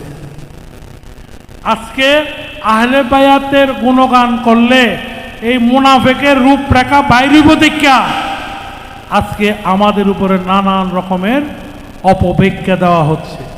আহলে বায়াত ছাড়া মুক্তির পথ নাই। ওই দিনকে যদি আমরা চিন্তা করি, এই প্রেম, আল্লাহর এই প্রেম আর এই ত্যাগ আর কেউ করতে পারবে না, পারে না, পারার মতো অবস্থান আর কেউ নেই। এই পৃথিবীর মানুষকে শুধু দেখায় গেছে সঠিক পথ কোনটা। কারণ ইসলামের মধ্যে যখন দুষ্কৃতকারী ঢুকে পড়ছে, আওলাদের রসুল যদি ওই দিন কতল না হইতো, পৃথিবীর মানুষের ভিতরে হুঁশ আইতো না যে আমরা সঠিক পথ কোনটা ধরবো। আজকে পৃথিবীর মানুষের কাছে হুঁশ আইছে, সঠিক পথ হইল হযরত ইমাম হোসেনের পথ। এই জন্য আমরা বলি আমরা হুসাইনি মুসলমান। ওই দিন হযরত ইমাম হোসেন রাদিয়াল্লাহু তাআলা আনহুকে যখন আঘাত করা শুরু করলো, সে কুলের বাচ্চা, শিশু বাচ্চা, সে শিশু বাচ্চাকে যখন কুলে নিয়ে এভাবে দাঁড়াইলো, হঠাৎ করে একটা তীর নিক্ষেপ করলো, সেই হযরত আলী আসগরের গলার মধ্যে এসে পড়া। শিশু মাসুম বাচ্চা। আজকে আপনারা শরবত খাইছেন না? আজকে আপনাদেরকে শরবত দেওয়া হয়েছে না? এই শরবতের পিছনে কারণটা কি? পানি খাওয়াইতে চাইছিল শিশু বাচ্চাটারে, কিন্তু পানিটা খাওয়াইতে পারে নাই, এর আগেই শেষ। এই যে পানির পিপাসায় পানি বন্ধ করে দিছে, পুরা সেই আওলাদের রসুলরা যাতে কোনোভাবে পানি খাইতে না পারে তাদের পানি বন্ধ করে দেওয়া হয়েছে। এই জন্য আজকের দিনে সে ফাতিহাটা দেওয়া হয়ে আমরা স্মরণ করতেছি ওই দিন যে পানির পিপাসায় তোমার আওলাদে রসুল হত্যা হয়েছিল, আমরা সেই পানির পিপাসা কখনো নিবারণ করতে পারবো না। আজকে সেই পানির মাধ্যমে আমরা তৃপ্তি নিতে চাই ওই দিন কারবালার প্রান্তে যে এজিদ বাহিনী যে ঘটনা করা হয়েছিল নাউল্লাতুল্লাহ, তাদেরকে যেন আল্লাহ পাকে ওই পানি দিয়ে তাদেরকে ধ্বংস করা হয়। আজকে ফাতিহা দিচ্ছি আমরা, পানির ফাতিহা, শরবত খেয়েছি সবাই। তাই হযরত ইমাম হোসেন যখন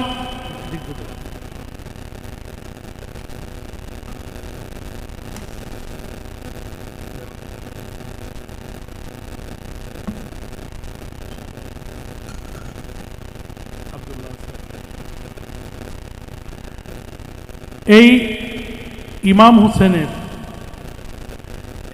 হোসেন যখন কোরবানি হন, ওই জায়গায় যখন কোরবানি হন, তাকে এক একটা তীর তিলে তিলে নিক্ষেপ করা হয়েছে, এক একটা তীর নিক্ষেপ করা হয়েছে।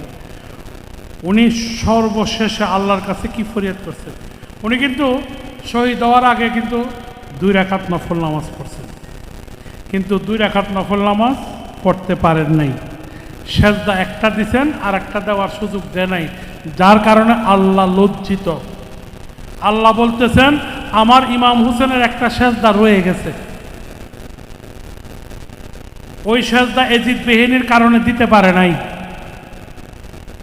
যাই হোক, এই যে যখন তীর নিক্ষেপ করা হচ্ছে, আল্লাহর কাছে ফরিয়াদ করছেন, এবার এলাহি তুমি যদি আমার এই রক্তটাকে এভাবে কবুল করে থাকো, তাহলে আমার সব কিছু সহজ করে দাও। মানুষের জান কবজের লেগে তো কে খেলা যায়? আজরাইল যায় না? আমার আল্লাহর রসুলের আওলাদ হযরত ইমাম হোসেন যখন ওনাকে রক্তাক্ত করা হলো, বল্লমের পরে বল্লমের আঘাত করা হচ্ছে, তীর দিয়ে যখন তীরের আঘাত করা হচ্ছে, সর্বশেষ যখন তলোয়ার চালানো হচ্ছে, সবাই দেখতেছেন আল্লাহর আরশ মোয়াল্লা থেকে হযরত ইমাম হোসেনের শরীর পর্যন্ত একটা নূরের আলোর ঝলক আইসা পড়ে গিয়েছেন।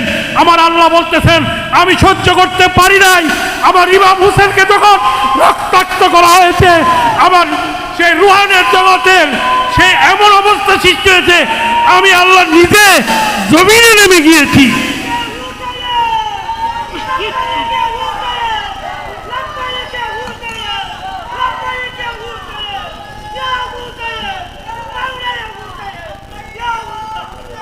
আমি জমিনে নেমে গিয়েছি। আল্লাহ বলছেন আমার সেই আরশ মোয়াল্লা থেকে আমার সেই শক্তি এই পৃথিবীর জমিনে চলে চলেছে, আমার শুধু আওলাদে রসুলকে জড়ায় ধরার জন্য। আমি নিজে আল্লাহ তার প্রাণকে নিয়ে আমার রুহানিয়ত জগতে নিয়ে এসেছি। আমি জিব্রাইলকে দেই নাই, আমার আওলাদে রসুলের সেই রূহ মুবারককে আমি সহ্য করতে পারি নাই। আর সেই আওলাদে রসুলের উপরে সে জালিমের অত্যাচার আমরা কখনো সহ্য করতে পারি না। সে আহলে বাইত রসুলের সে মহব্বতকে যারা ধরে রাখতে পারবে, তারা হলো পূর্ণাঙ্গ ইমানদার, তারাই হলো মুমিন, তারাই হলো খাঁটি ইসলাম, তারাই হলো সমর্থিত ইসলাম।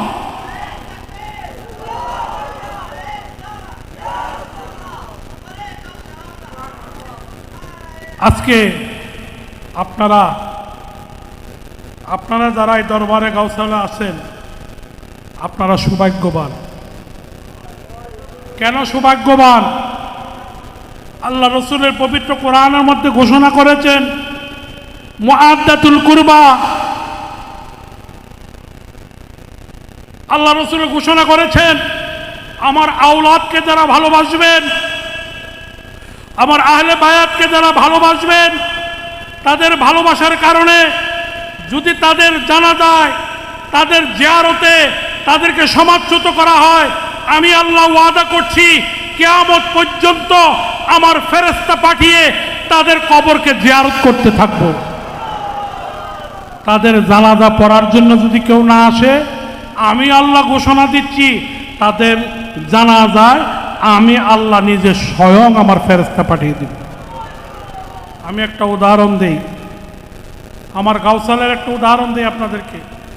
আমার গাউসালায় যখন এই এলাকায় যখন প্রতিষ্ঠিত হচ্ছেন, এই এলাকার প্রতিষ্ঠিত ব্যক্তিরা, এই এলাকার সমাজপতিরা আমার গাউসালাকে এক ঘোড়া করে দিয়েছিল। কারণ উনি ঢোল বাজায়, ওরস করে, বিভিন্ন জিকির আজকার করে ওনাকে ফতোয়া দিছিল। এবং যারা ফতোয়া দিছিল তারা কেউ শিক্ষিত লোক না, তারা আরবি শিক্ষিত না, আমার গাউসালের মতো লেখাপড়া তাদের ছিল না। তারা ফতোয়া দিছিল, গাউসালাকে এক ঘোড়া করা হয়েছিল। এবং গাউসালা যেদিন ইন্তেকাল করলেন, এটা আমি এই গল্পটা শুনেছি আমার শ্রদ্ধেয় স্যার মরহুম আব্দুল গনি সাহাবেরি, কদরকুল উচ্চ বিদ্যালয়ের প্রধান শিক্ষক। উনি একজন সুফি সাধক ছিলেন। উনি এই অঞ্চলে উনি বিয়ে করেছেন, এই অঞ্চলে উনি থাকতেন। উনি যখন ওনার শ্বশুরবাড়ি এলাকায়, তখন উনি নতুন এসেছেন, তখন আব্দুল কুদ্দুস হুজুর কেবলাকে কী অবস্থা উনি ভালো করে জানেন না, কারণ উনি তখন স্টুডেন্ট। ওনার মুখ থেকে আমি শুনেছি, উনি বললেন, উনি আমার একদিন ক্লাসে বলছেন যে শুনো, তোমার দাদার কিছু মিরাকেল ঘটনা আছে। তোমার দাদা যে আহলে বায়াতের কতটুকু ক্ষমতাধর ব্যক্তি, আমি নিজে একজন সাক্ষী। আমি বললাম যে স্যার, আপনি কি এমন জানেন আমার দাদা সম্পর্কে, বলেন। উনি বলল যে দেখো, তোমার দাদা যেদিন ইন্তেকাল হয়, এই দিন আমাদের এলাকায় মুরব্বীরা, এলাকার দাপটিরা, সম্ভ্রান্ত মানুষেরা, ক্ষমতাধর ব্যক্তিরা, ওনারা বৈশ্য সিদ্ধান্ত নিছে লুতার বাপের বাড়ির মৌলানা সাহেব মারা গেছে, ওনার জানাজায় কেউ যাওয়া যাবে না, কারণ ওনাকে সমাজ থেকে আলাদা করা হয়েছে, ওনার জানাজায় যেন কেউ না যায়। তখন আমি চিন্তা করলাম, আমি বাইরের লোক, আমার বাড়ি হইল চন্দনাইশ, আমি তো এই লুতার বাপের বাড়ির মৌলানা সাহেবকে ওনারা তো চিনি না। আবার শুনতেছে একজন মৌলানা, উনি মারা গেলেন, একজন মৌলানা সাহেবের জানাজায় কেউ যাইতে পারবে না, সবাইকে নিষেধ করা হচ্ছে, কারণটা কি? উনি করলেন কি, কেউ না বুঝে মতো, কেউ না দেখে মতো, উনি যেই বাড়িতে লজিং ছিলেন, ওই বাড়ি থেকে আমাদের এলাকায় একটা জায়গার নাম আছে বাদুরতলা বলা হয়, ওদিক দিয়ে স্টিবোর্ডের বাজার হইয়া ঝাড়ুয়াটিকির পার বলে, ওদিক দিয়ে হইয়া এদিক দিয়ে একটা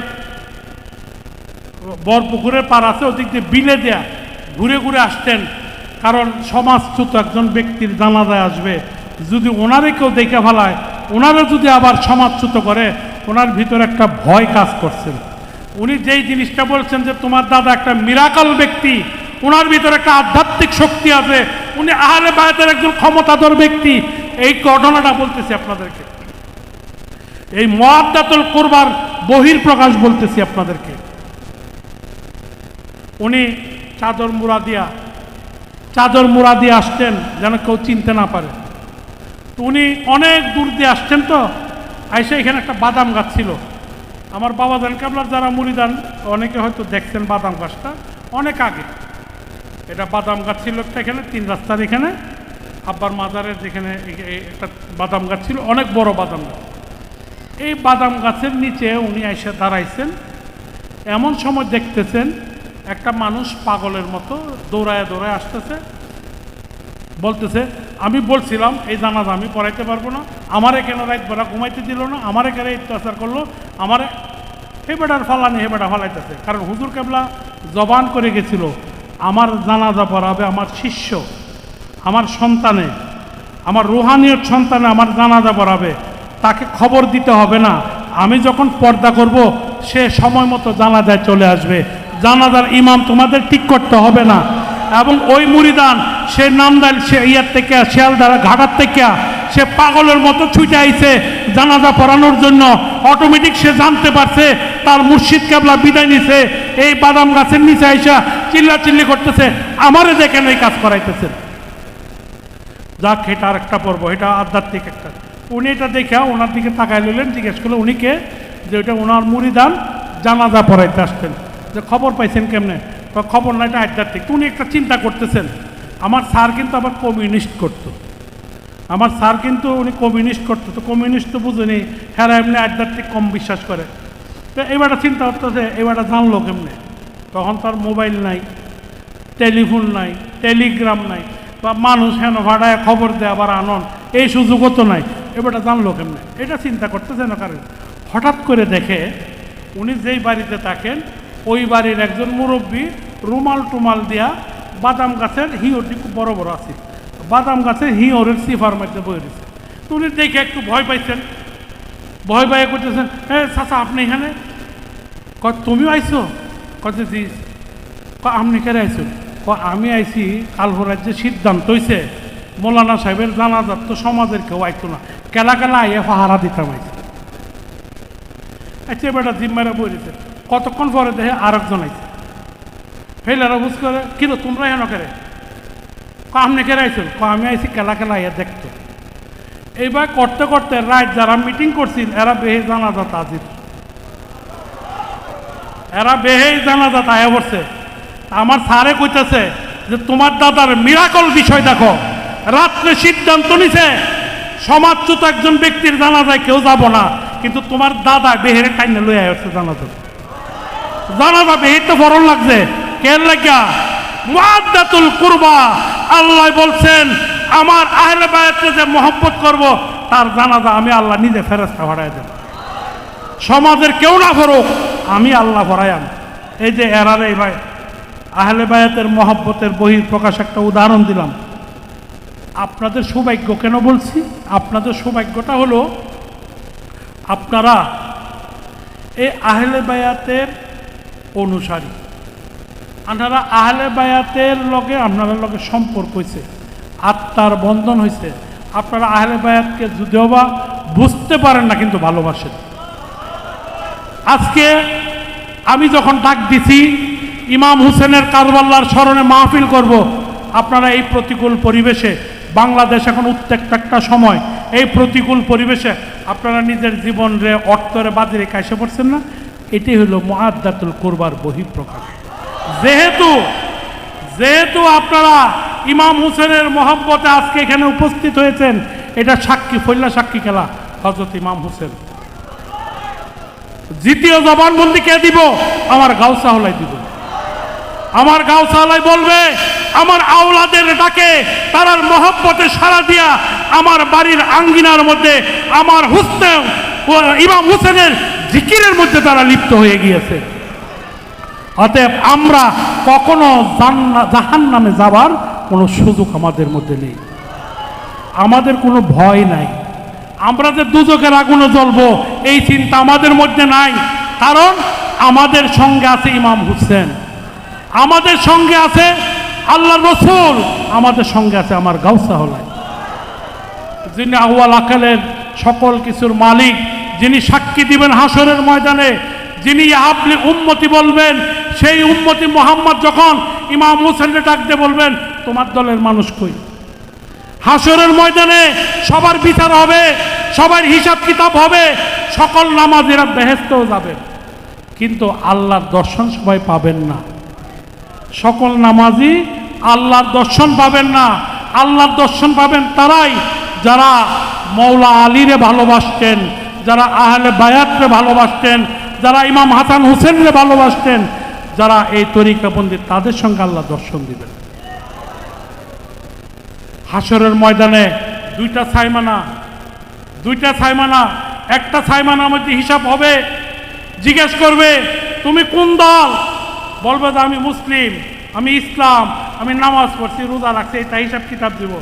আরেক দলের যখন ডাক দেওয়া হবে,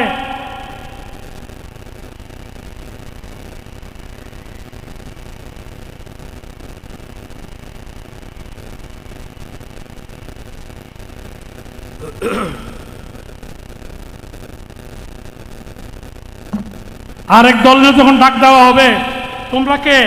যে আমরা ইমাম হুসেনরে এই জমিনের মধ্যে ভালোবাসতাম, আমরা ইমাম হুসেনের দল। সরাসরি নির্দেশ দেওয়া হলো ইমাম হুসেনের কাফেলার মধ্যে চলে যাও। আর ইমাম হুসেনের কাফেলার মধ্যে চলবে মেহমানদারি, আর সাধারণ কাফেলার মধ্যে চলবে হিসাব কিতাব।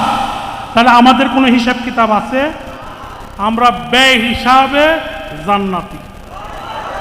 একটাই কারণ, সেটা হলো মুআদ্দাতুল কুরবা। একটাই কারণ, আহলে বায়াতের মহব্বত। অতএব আপনারা এই সুন্দর সুযোগটা হারাইবেন না। কেমনে হারাইবেন? কুফার জমিনের মধ্যে তো কুফার জমিনের মধ্যে কিন্তু অনেক সাহাবিও ছিল। কুফার জমিনের মধ্যে অনেক সাহাবিও ছিল, কিন্তু তারা স্বার্থের জন্য নিজেরে বেঁচে আনছে, স্বার্থের জন্য নিজেরে বিক্রি করে দিছে। এই যে কোরআনে হাফেজ মানি কোরআনরে অবমাননা করা নয়। আপনারা দেশ বলৎকারী মামলা হইতেছে না, এলে কি মাদ্রাসা গুণাগার? ব্যক্তি গুণাগার, ব্যক্তি গুণাগার, ব্যক্তির চরিত্র খারাপ, হ্যাঁ বদমাইশি করতেছে, এলে তো কোরআন দায়ী না। হাফেজ হাফেজের জায়গায়, হাফেজ ওয়ান মানি ইমানদারের একটা লক্ষণ, কিন্তু হ্যাঁ যদি শয়তানের বাতাস তার শরীরে লাগে, মুনাফেক যদি হয়ে যায়, এই হাফেজ রে হাফেজ বানায় লাভ কি? এই হাফেজ রে মূল্য দেওয়া লাভ কি? লাভ আছে? এই মুফতি সাহেবের কোনো দাম আছে যে এজিদ বাহিনীর মতো মানুষের কাছে যারা বেচা কিনা হয়, এদের কোনো দাম আছে? এই জন্য মুনাফিকি চরিত্র যার ভিতরে লালন হবে, সে কিন্তু এমন এক কঠিন শাস্তির মধ্যে পড়বে যেটা একমাত্র আল্লাহ নির্ধারণ করে রাখছে। আপনারা সৌভাগ্যবান যে গাউসা হলায় সেই ছাইমানার নিচে আপনারা আশ্রয় নিছে।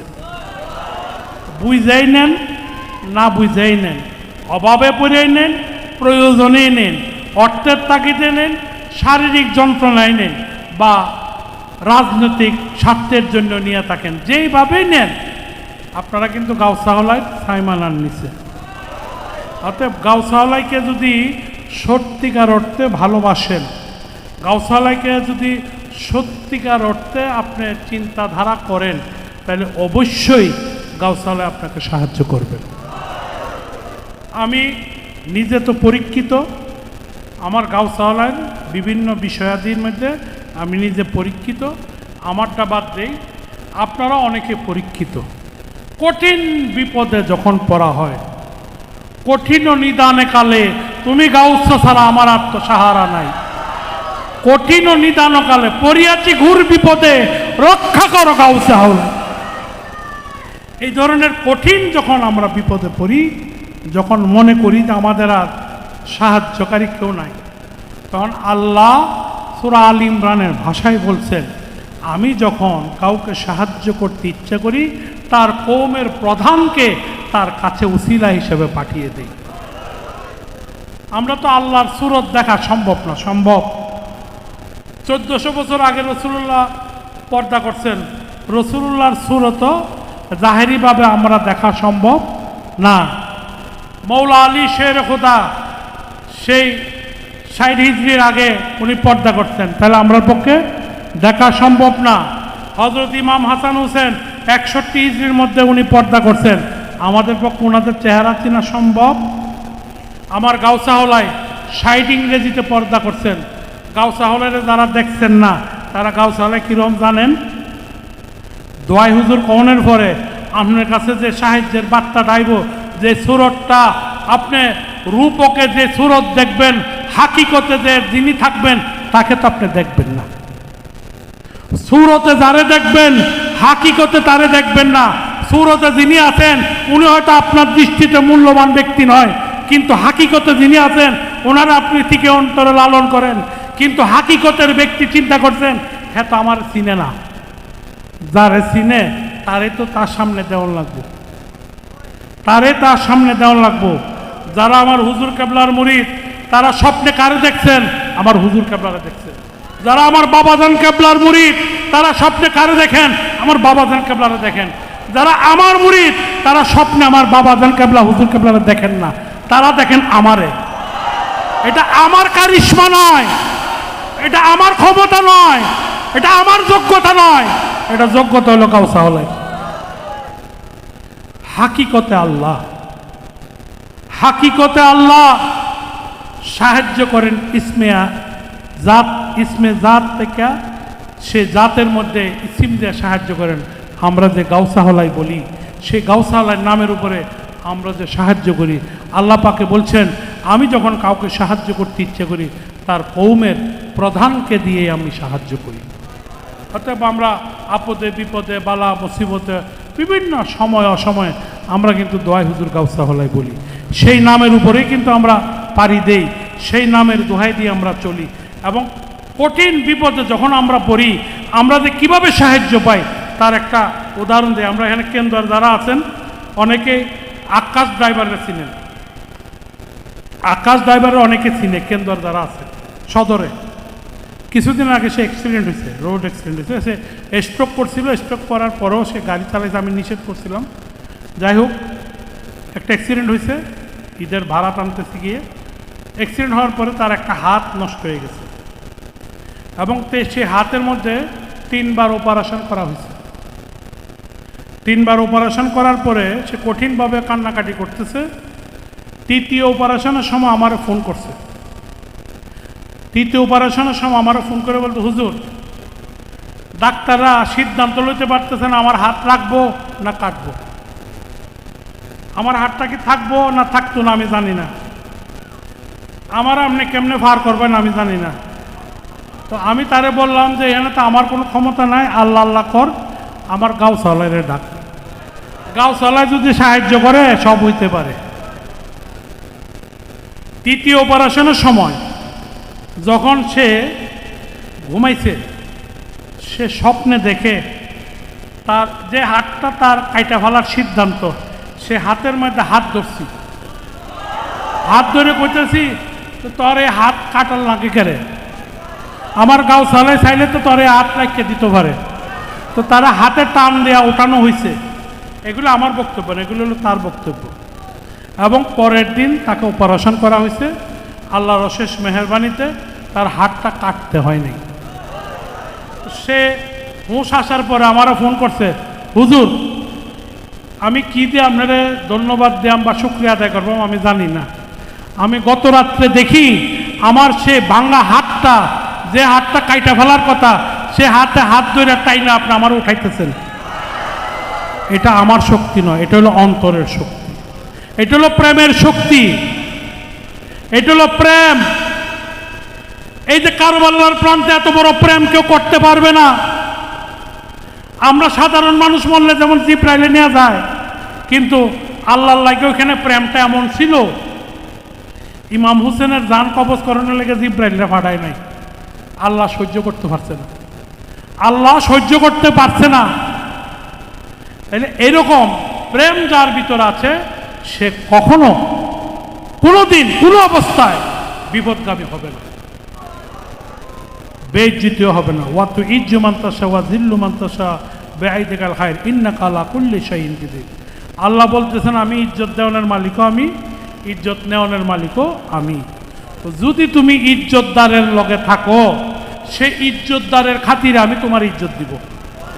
আর যদি তুমি ইজ্জতদারের লগে থাকিয়া তুমি ওই ইজ্জতদারের ইজ্জত না দিতে জানো, আমি তোমার এমন এক জায়গায় বেইজ্জত করবাম তুমি নিজেও টের পাবা না।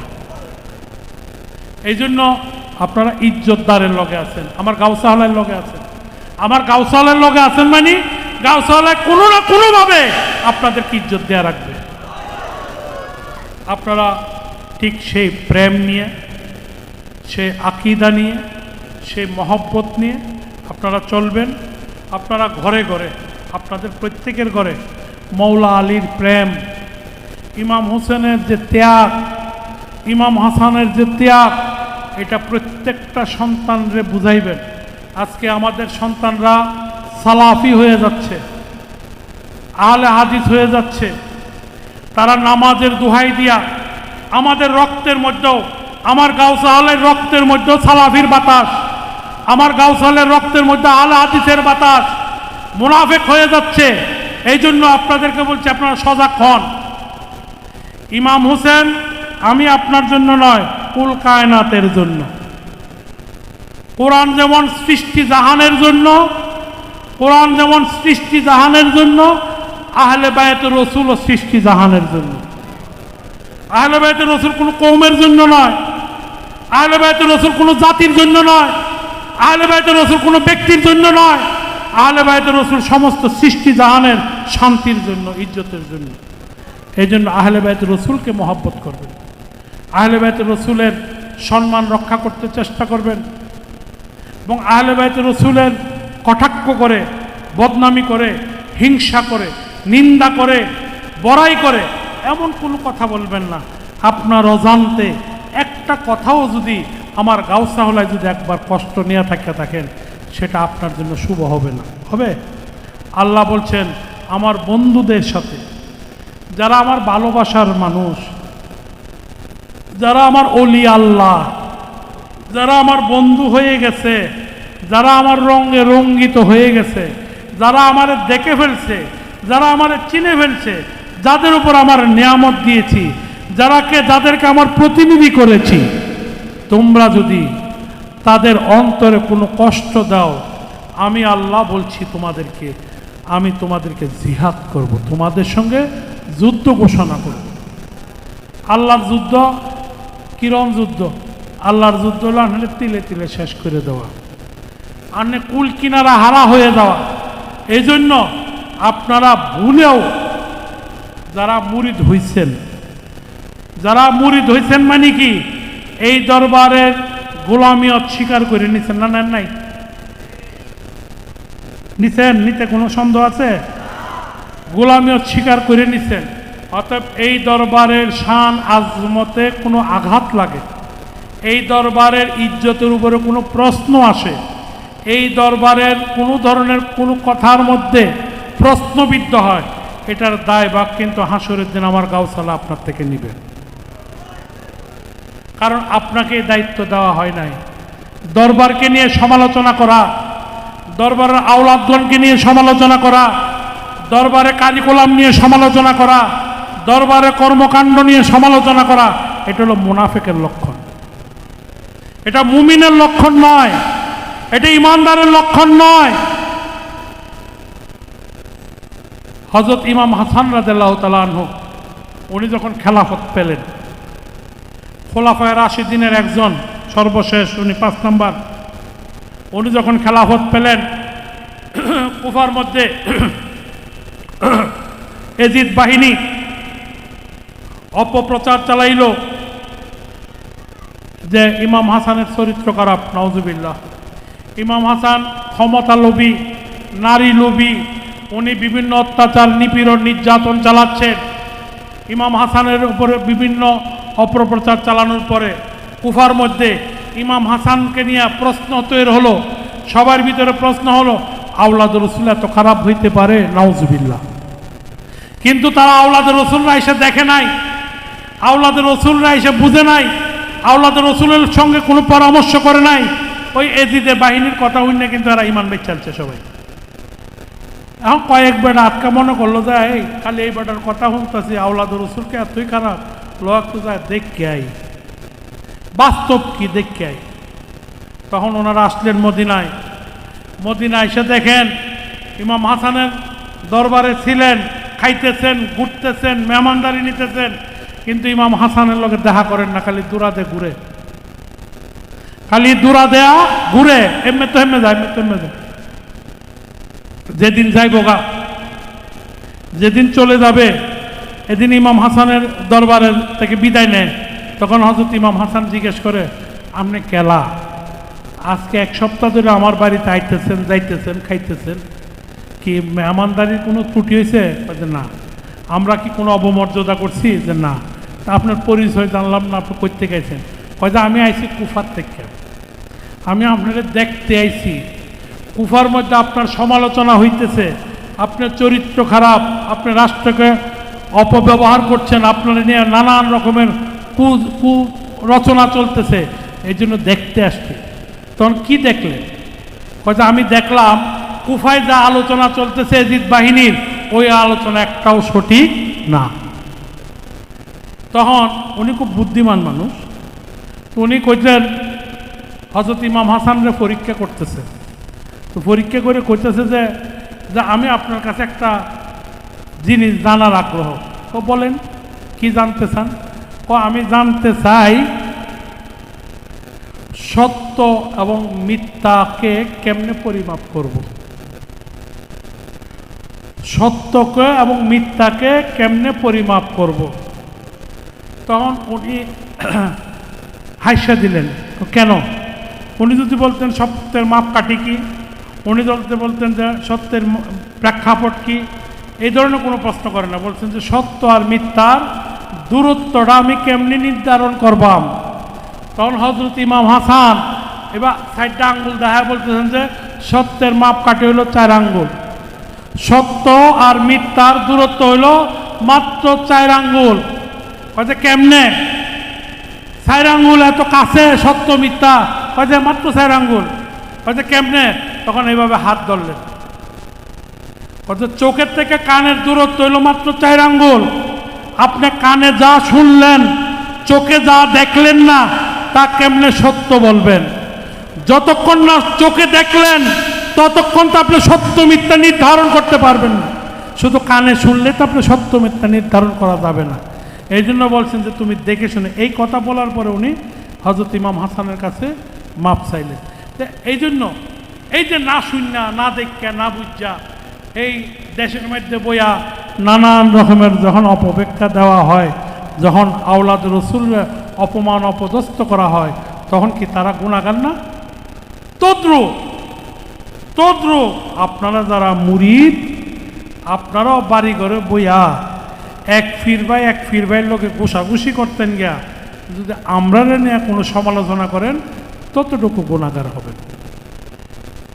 এই জন্য আপনারা খেয়াল রাখবেন। আপনার বালা না লাগে নিরবতা হন, আপনারা আপনার পছন্দ হয় না নিরবতা হন, আপনার তো মুরিদ। এটার থেকে তো আপনি সত্যান মারতেন না, এটার থেকে সত্যান মারবেন। কারণ জামাই বউ যে বিয়া হয়, এদিন কাবিন হয়েছে, এখন বউ যদি মনে করে আমি তালাক দেলবাম, তালাক কিন্তু হইতো না। আমরা দেশ যদি অভাব মনে করে কোর্টে গিয়া তালাক দিলে তালাক হয়ে যায়, আসলে হয় না। কিন্তু 3 মাসের সময় দেয়। এই 3 মাসের মধ্যে কোর্টের থেকে স্থানীয় চেয়ারম্যান, স্থানীয় প্রতিনিধি, এদের কাছে জনপ্রতিনিধির কাছে চিঠি আইব যে অমুক বাড়ির মেয়েরা অমুক জামাইরে তালাক দিছে, এটা আপনি আগে দেখুন, যদি মিলানি যায় মিলাইন, যদি মিলানি না যায় তাহলে তারে তালাকের বন্দোবস্ত করুন। তখন চেয়ারম্যানে যাচাই বাছাই কইরা এই ছাড়ার এটা আনবো, আন্য কব যে তোমার লগে এই বউয়ের লগে হইতো না, তুমি এর তালাক দাও, এর দেন মোহরের ট্যাফারের দাও। এই বেড়া 3 মাস পর হইলে বেড়ার তো সই দেও না। বেড়ায় যতক্ষণ সই না দিছে এতক্ষণ বেটির তালাক হইতো না। এটা হলো তালাকের আইন। আমরা দেশও অনেকে মনে করে যে বেটেনে তালাক দেলে মনে হয় তালাক হয়ে যাবে।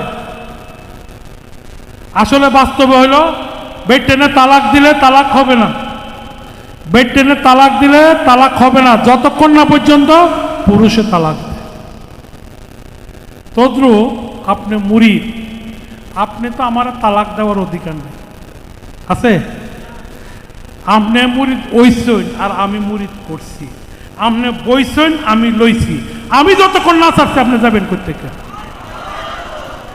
আপনার যাওয়ার কোনো শক্তি নাই তো। আর না আমার যত হন সাইডে দেন, একখান থেকে দেখবেন যে কোনা হন হইলো দেখা হইবে, বুঝলেন? অনেক বেটেন আছে না, জামাইরে তালাক দিয়েছে। এই বেড়াইতে বেড়াইতে বেড়াইতে 6 বছর পর হইলো একদিন একটা টেলিভিশনে দেখছি, এক বেটি বাচ্চারা দেখতো গিয়া 6 বছর পরে জামাই চেহারা রাতটা দেখছে, দেখে কান্দা দিছে। কান্দা কয় আমি যে এত ভুল করছি আমারে কি মাফ করন যায় না? কয় যে এখন কেমনে মাফ করবে, এখন তো সুযোগ নাই। কয় যে দেখবেন একটু মাফ করন যায় না, অন্তত বাচ্চারা জোর চাইয়া। যখন চোখে চোখে চাইবাই তখন কি সম্ভব হইব জান আমার তালাক দিয়েছেন এটা টিকা থাকতেন? কোনোদিন সম্ভব না। অতএব আপনি তো ভালো না লাগলে নীরবতা হই, দরবারের সমালোচনা করবেন। এখন যুগ খারাপ, এখন যুগটা খারাপ হয়ে গেছে, মিডিয়ার যুগ, টেলিফোনের যুগ। আপনি দোহানো বইয়ে কোনো ঠাট্টা মস্করাও যদি করেন, এটা টেলিফোন আয়া যায়। কালভ একজন মুরিদান আইসে অনেক দূর থেকে, নতুন মুরিদ, বউয়ের লোক যে কার্য করে আইসে, এটা সেই বেটা কিন্তু আমারে কইছে না যে আমি বউয়ের লোকে ঝগড়া হয়েছে, মারামারি হয়েছে, বউয়ের তালাক দেম না, না কিচ্ছু বেটা কইছে না। সেই বেটির বইনে ফোন করছে আমারে, কানের বাড়ি তমুক নামে একজন ব্যক্তি গেছে, তারে ধরুন বউয়ের লোকে হ্যাঁ এই দুর্ব্যবহার করে, হ্যাঁ বউয়ের কি বুঝ দিব, এই করবো সেই করবো। আমি তো চিন্তা ছিল, আমি বিশ্রায় বুসরায় বাইর হলাম কালভ কিও তোমার বউ লোক আজ যা কয় যে এটা আমি আপনারা কইলাম এখন আপনারা খেলা কইছে, তাহলে মোবাইলের কারণ আমি জানি আছি, মোবাইল না হলে তার আমি জানলাম না। তো এইরকম আপনাদের অনেক ঘটনা আছে। আপনারা অনেকে ফোন হুজুর অমুক ফির বাইরে দেখছি অমুকের বাড়ি ঘুরাইতেছে, এখন আমি যদি এবার হয়ে আপনি অমুকের বাড়ি খেলা কইছেন রে, আমারও কিন্তু ছুটে মারছে একটা, কিন্তু যখন টেলিফোনটা দেখাই দিয়ে যে অমুক কয় না আমি হেমে তেমনি গেছিলাম যে এবারে ডাকছি লেগে একটু রাহ করছি, তাইলে লুকাইতেন ফেরতেন না। এখন মিডিয়ার যুগ, মিথ্যা কথা কোনের সুযোগ নাই। মানে কথা একটা কই আনলে পরে এটার উল্টায় আলবাই এই সুযোগ কিন্তু নাই। এই যে আমি আজকে কথা কইতেছি মিডিয়াতে গেছে, কারণ কাল যদি আমার একটু হুজ করে তুমি এখন উল্টা উল্টা কথা কইছো রে, যেটি কইছি এটি হাসাই রে, তোমার পছন্দ হইলে হইতে পারে না হইতে পারে, কিন্তু আমার মনে যা ধরছে আমি আমার মুরিদানকে কইছি। আমি আমার ইমাম হুসেনের প্রেমের কাহিনী বর্ণনা করতে গিয়া যে দূর কল্লাকে দূর কইছি আমার মুরিদানে বুঝছে, তুমি না বুঝলে না বুঝো, আমি তো তোমার উদ্দেশ্য বলি নাই। তুমি দেখ তাকে লাহেরা আমার কথা দেখুন, তাকে লাহেরা নিশ্চয় তুমি আমার ভালোবাসো না দেখুন লাহেরা। যাই হোক আপনারা, আমি কথা কইতে আমার কষ্ট হইতেছে দেখে আমি কথা শর্ট করে আনতেছি।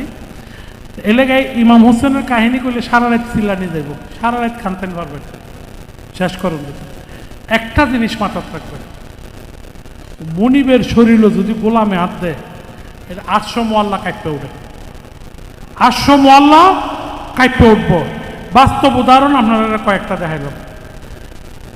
আপনারা রিসেন্টলি অনেক ঘটনা দেখছেন, দরবার নিয়ে যারা কটাক্ষ করছে, দরবারে নিয়ে যারা বিভিন্ন রকমের অপব্যাখ্যা দিছে আমার শুদ্ধা, এরার কিন্তু স্বাভাবিক পরিণতি না, অস্বাভাবিক পরিণতি। এর লেগা আপনারা এটা মাথার রাখবেন। এখানে আমার কোনো শক্তি কোনো ক্ষমতা নাই, শক্তি একটাই, এটা হলো কাউসাউলের। আর আমারে মানতেছেন কেরে, এখানে তো আর আওলাদ আছে, বের তো মানুষ নেই, আর আওলাদ আছে না, আওলাদের অভাব আছে, আর আওলাদ আছে, বেরে তো বক্তৃতা ভাব ঘুরে যান না, যাই আওলাদ তো বেরে দেখতে তো ভরণের কথা, বেরে ভরণ না করে একটাই কারণ, গাউসা হলের প্রতিনিধিত্ব যিনি করতেছেন তারে সম্মান না করলে তো গাউসা হলে অসম্মানিত।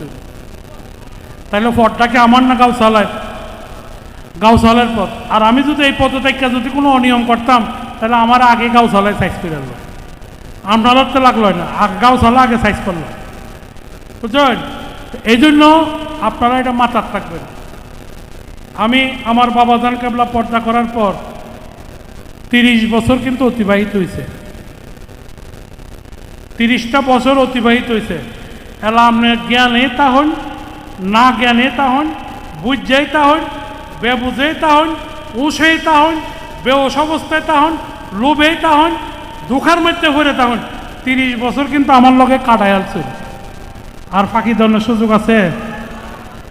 এখন কিন্তু মৃত্যু পথযাত্রী সবাই, এখন মৃত্যু পথযাত্রী। এখন যদি করতে না এই বেটার দ্বারাই সম্ভব না। এই 30 বছরের হিসাব কিন্তু আর মিলাই পারতেন না, 30 বছর কিন্তু আমার লগে কাটাইছেন। অতএব বাকি যে কয়টা দিন আছে এটা মুনাফেকের কাতার কেউ তুলেন না, যে এটা গাউসালের কদমের মধ্যে সপর্দ করে রাখবেন। উনি ইজ্জত দিব, উনি দয়া করব, উনি মেহরবানি করব, উনি তরায় লইব।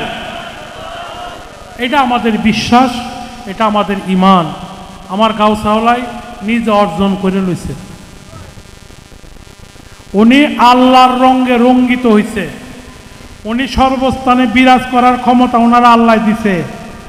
যদি না দিত তাহলে আপনারা এক একজন এক এক ডিস্ট্রিক্ট থেকে দোয়াই হুজুর করে যখন শিক্ষার মারুন তখন গাউসালের সাহায্য আপনাদের উপরে গেল না, গেল? হ্যাঁ, গাউসালের ডাক হইন না এমন কোনো জায়গা নাই, গাউসালের ডাক দেন না এমন কোনো জায়গা কিন্তু নাই, ব্যাগ জায়গাত বয়ে ডাক দেন। অতএব আপনাদের ভিতরে যেন কোনো ধরনের বেয়াদবি স্বরূপ আচরণ যেন আপনাদের ভিতরে না হয়, সেটা খেয়াল রাখবেন। আপনারা আগামীতে আপনারা আরও শক্তিশালী হতে হবে, এই দরবারের ভালোবাসাটা আরও শক্ত দেয়া ধরে রাখুন লাগবো। যুগ খারাপ হইতেছে, আপনারা তরিকতের যে নেশাব, তরিকতের যে প্রচার, তরিকতের যে প্রসার, এটা আরও বাড়ানি লাগবে। যেমন ইদানিংকালে হালকা জিকির খুব কমে গেছে, খুবই কমে গেছে। আর যা কটা হালকা জিকির হয় এটার মধ্যে খুব সদর বদর হইতেছে, উল্টা পাল্টা হইতেছে, নিয়ম বহির্ভূত কাজ হইতেছে। এটিতে আপনারা ঠিক করবেন। মুরব্বী যারা আসুন, যতক্ষণ আপনারা রথে বলে চলতেন পারুন, অতক্ষণ পর্যন্ত এই গাউসালের কর্মকাণ্ডে পাহারা দেন আপনার ইমান। যদি আপনি ঢিলা দেন, এটার দায় ভাগ কিন্তু আপনার থেকে গাউসালে লইব আরো জিল্লতি দেন, জিল্লতে আরো বাড়াইয়া দিব যে তুই যখন আমার কামের মধ্যে অবহেলা করতেছ, তাহলে তরে দেখ আমি কি করি। আপনারা সময়টা বাড়ান, কারণ আপনারা যারা মুরব্বী আছেন তারা শিখাইবেন। আমার হুজুর কেবলার আমলে, হুজুর কেবলার আমলে এই দরবারে যখন মুরিদানরা আসতো, তখন গ্রুপ করে করিয়া হুজুর কেবলার গুণকীর্তন করা হইতো। আমার বাবাজান কেবলার আমলেও আমরা দেখছি একজন আরেকজনরে শিখাইতো। এই দরবারে প্রথম জিনিস কি? আদব। প্রথম জিনিস কি? আদব। একজন আরেকজনের সম্মান করা, কোনো পীর ভাইরে বড় কথা না বলা। এখন কিন্তু আদবটা কমে যাইতেছে। আদব কমলে কিন্তু রহমতও কমব, আদব কমলে রহমত কমব, আর রহমত কমলে অস্থিরতা বাড়ব। রহমত কমলে কিব? অস্থিরতা বাড়ব। টেহার পিছে দৌড়বেন, টেহার বাও পাইতেন না। বউয়ের পিছে দৌড়বেন, বউয়ের শান্তি পাইতেন না। জামাইয়ের পিছে দৌড়বেন, জামাইয়ের সুখ পাইতেন না। সন্তানের পিছে দৌড়বেন, সন্তানের সুখ আইতো না। কারণটা হইল জিল্লতে আপনি টাইন আনতেছে। এই জন্য আদব, দরবারে প্রথম শর্ত হইল আদব। আপনারা পীর ভাইরা যারা সিনিয়ররা আছেন, তারা জুনিয়ররা ট্রেনিং দেন, আর জুনিয়র যারা আছেন তারা সিনিয়ররা শ্রদ্ধা করেন, তাদের থেকে দরবার সম্পর্কে জানেন। আমি যদি এখন আপনাদেরকে প্রশ্ন করি, হুজুর কেবলা কোন মাদ্রাসার ছাত্র? কয়জনে জানেন? আত্মলন যদি একজনও জানেন না। কোন মাদ্রাসার ছাত্র? কোন দিকে? কলকাতা আলিয়া মাদ্রাসার ছাত্র। হুজুর কেবলার পীরের নাম কি? সুন্দর করে বলেন। হজরত সুফি দায়াম পাকশা রহমতুল্লাহ। হুজুর কেবলা মেহমান হিসেবে বেলায়েতের ফয়েজ নেওয়ার জন্য কার কাছে গেছেন? হজরত আহমদুল্লাহ মাইজভান্ডারী কেবলা কাবার কাছে, যিনি বেলায়েতের কর্ণধার, বেলায়েতের সর্দার, যিনি বাংলার জমিনে জন্মগতভাবে বেলায়েতের অধিকারী, গাউসিয়তের সিংহাসনের মালিক, যার কাছে ওনার পীর সাহেবে পাঠিয়েছেন। হুজুর কেবলা একটা ফতোয়া দিছিল কত সালে জানেন কেউ? 1952 সালে। সেই ফতোয়ার কিতাবের নাম কি জানেন? জানেন না? রদ্দে ফতোয়া। রদ্দে ফতোয়া। দেখেন হুজুর, আপনারা যদি হুজ করি হুজুর কেবলার কারামত, হুজুর কেবলার কারামত খেলা কয়জনে কয়টা জানেন? দেখা যাবে যে খুব সীমিত, খুব সীমিত, খুব সীমিত মানুষে জানেন হুজুর কেবলার কারামত সম্পর্কে। আমরা যদি বলি মুর্শিদ বাবাজান কেবলার কথা, কয়জনে জানবেন? তার মানে আপনারা বেশ হাটগাঁও আইতাছেন আর যাইতাছেন, হালকা করতাছেন আর কানতাছেন, প্রেম তৈরি করতেছেন আর প্রেম নষ্ট করতেছেন। যার লাগে প্রেম তারে কিন্তু আজ চিনছেন না, তারে কিন্তু আজ বুঝছেন না। হুজুর কেবলা প্রেমের কারণে কি কি উৎসর্গিত করছেন? হুজুর কেবলা প্রেমের কারণে ওনার আরামরে উৎসর্গিত করছেন। হুজুর কেবলা প্রেমের কারণে ওনার খাদ্যকে উৎসর্গিত করছেন। হুজুর কেবলা আরামের কারণে ওনার অহংকারকে উৎসর্গিত করছেন। হুজুর কেবলা আরামের কারণে, আল্লাহর সন্তুষ্টির কারণে, ওনার প্রেমের কারণে ওনার সমস্ত জীবনের সমস্ত কিছুর উৎসর্গ করে দিতেন। এই জন্য আল্লাহ ওনারা এত মর্যাদাপূর্ণ করছেন। আমরা ওনাদের যে গাউসা হলায় ডাকি, এটা কখন কিভাবে কেমনে হইল জানেন? কেন লেগে গাউসা হলায় ডাকি খেলা জানেন? আমরা গাউসা হলায় কেন ডাকি? ওনার নাম তো আব্দুল কুদ্দুস, ওনার বাবাই দিচ্ছেন, ওনার নাম হলো আব্দুল কুদ্দুস। উনি যে প্রতিষ্ঠানে লেখাপড়া করছেন ওই প্রতিষ্ঠানে ওনাকে আব্দুল কুদ্দুস দেওয়া হয়েছে। ওনার পীরও আব্দুল কুদ্দুস ডাকতো, ওনার সার্টিফিকেটও আব্দুল কুদ্দুস লেখা। গাউসা হলায় কিন্তু কোনো লেখা নাই। গাউসা হলায় খালি আমাদের হৃদয়ের মধ্যে লেখা। গাউসা হলায় হইলো এখন লেখা, কিন্তু ওনার তো কাগজে পত্রে গাউসা হলায় না। গাউসা হলায় নামটা উনি কেমনে হয়েছেন কইন? এটা খুঁজছেন কোনো সময়? খুঁজতেন গেছেন? আমার হুজুর কেবলার বংশধর করতে চাইছে। হুজুর কেবলা কোন বংশের?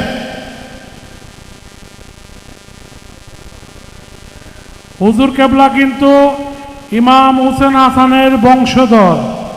কারণ হযরত সৈয়দ মারুফ, হযরত সৈয়দ কুতুব রহমতুল্লাহ ওনারা হলেন আওলাদের রসুল।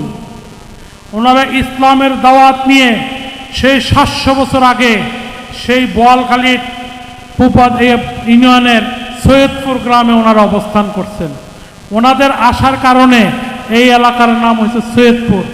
আমাদের গ্রামের নাম হলো আকুবদণ্ডী বলা হয় না, এটা বেসিক্যালি আকুবদণ্ডী না, আমাদের গ্রামের নাম হলো আদবদণ্ডী। আদবত্ব হলো বিনয়ী, দণ্ডী মানে হলো দণ্ডায়মান, বিনয়ের সাথে দণ্ডায়মান। কারণ সৈয়দ পরিবাররা যখন এদিক দিয়ে যাইতেন তখন এই অঞ্চলের মানুষ দণ্ডায়মান হইয়া সৈয়দদেরকে সম্মান করতেন। এই জন্য এই এলাকার নাম হয়েছিল আদবদণ্ডী। কালের প্রবর্তমানে এই এলাকার নাম হয়েছে আকুবদণ্ডী। এই যে ইতিহাসগুলি আপনাদেরকে জানতে হবে। হুজুর কেবলা একদিন উনি ধ্যানে বসতেন, নামাজরত অবস্থায় ধ্যানে বসা তাহাজ্জুদের সময় উনি ওনার জজবা উঠে গেছে। জজবাটা এমন পর্যায়ে গেছে যেটা কন্ট্রোলের মধ্যে আর নাই। উনি নিজের আর সহ্য করতে পারতেছেন না। চিল্লাইতে চিল্লাইতে চিল্লাইতে এমন এক জায়গায় বলছিল, আইনাল হক যেমন বলছিল, আনাল হক, শরীয়তে ফতোয়া দিছে এবারে কতল করা হয়েছে। আনাল হক কইছে মানে আমি সত্য। এটা কখন কইছে? জজবা হালতে, স্বাভাবিক হালতে না, জজবা হালতে আমি সত্য। মৌলবীরা মনে করছে এই বেটারে মনে আল্লাহ কইছে, নাউজুবিল্লাহ। পিরানবীর দস্তগীরে কইছিল সমস্ত পৃথিবী আমার আজ্ঞাধীন, আমি হুকুম করলে পৃথিবী চলবে আর আমি হুকুম করলে পৃথিবী থাইমা যাবে। পিরানবীর দস্তগীরের বাণী। এটা হলো ওনার জজবা হালতের, এটা ওনার জজবা হালতের, এটা আমার আমলের না। তদ্রূপ আমার হুজুর কেবলা গাউসা হলায় ওনার জজবা হালতে উনি একটা কথা বলছে, আমি সেই নূর যেই নূর কুহেতুর পাহাড়ে দেখা গিয়েছে। এটা পুরাটা শিরিক না? কারণ নূর তো একমাত্র আল্লাহ। নূর তো মানুষের ভিতরে ঢুকতে পারে না। জানগুজি জনগুজি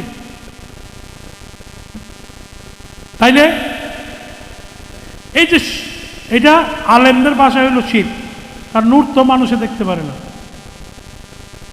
তখন চিৎকার দিয়ে হুজুর কেবলার যখন জজবা কন্ট্রোল করতে পারতেছে না, এমন সময়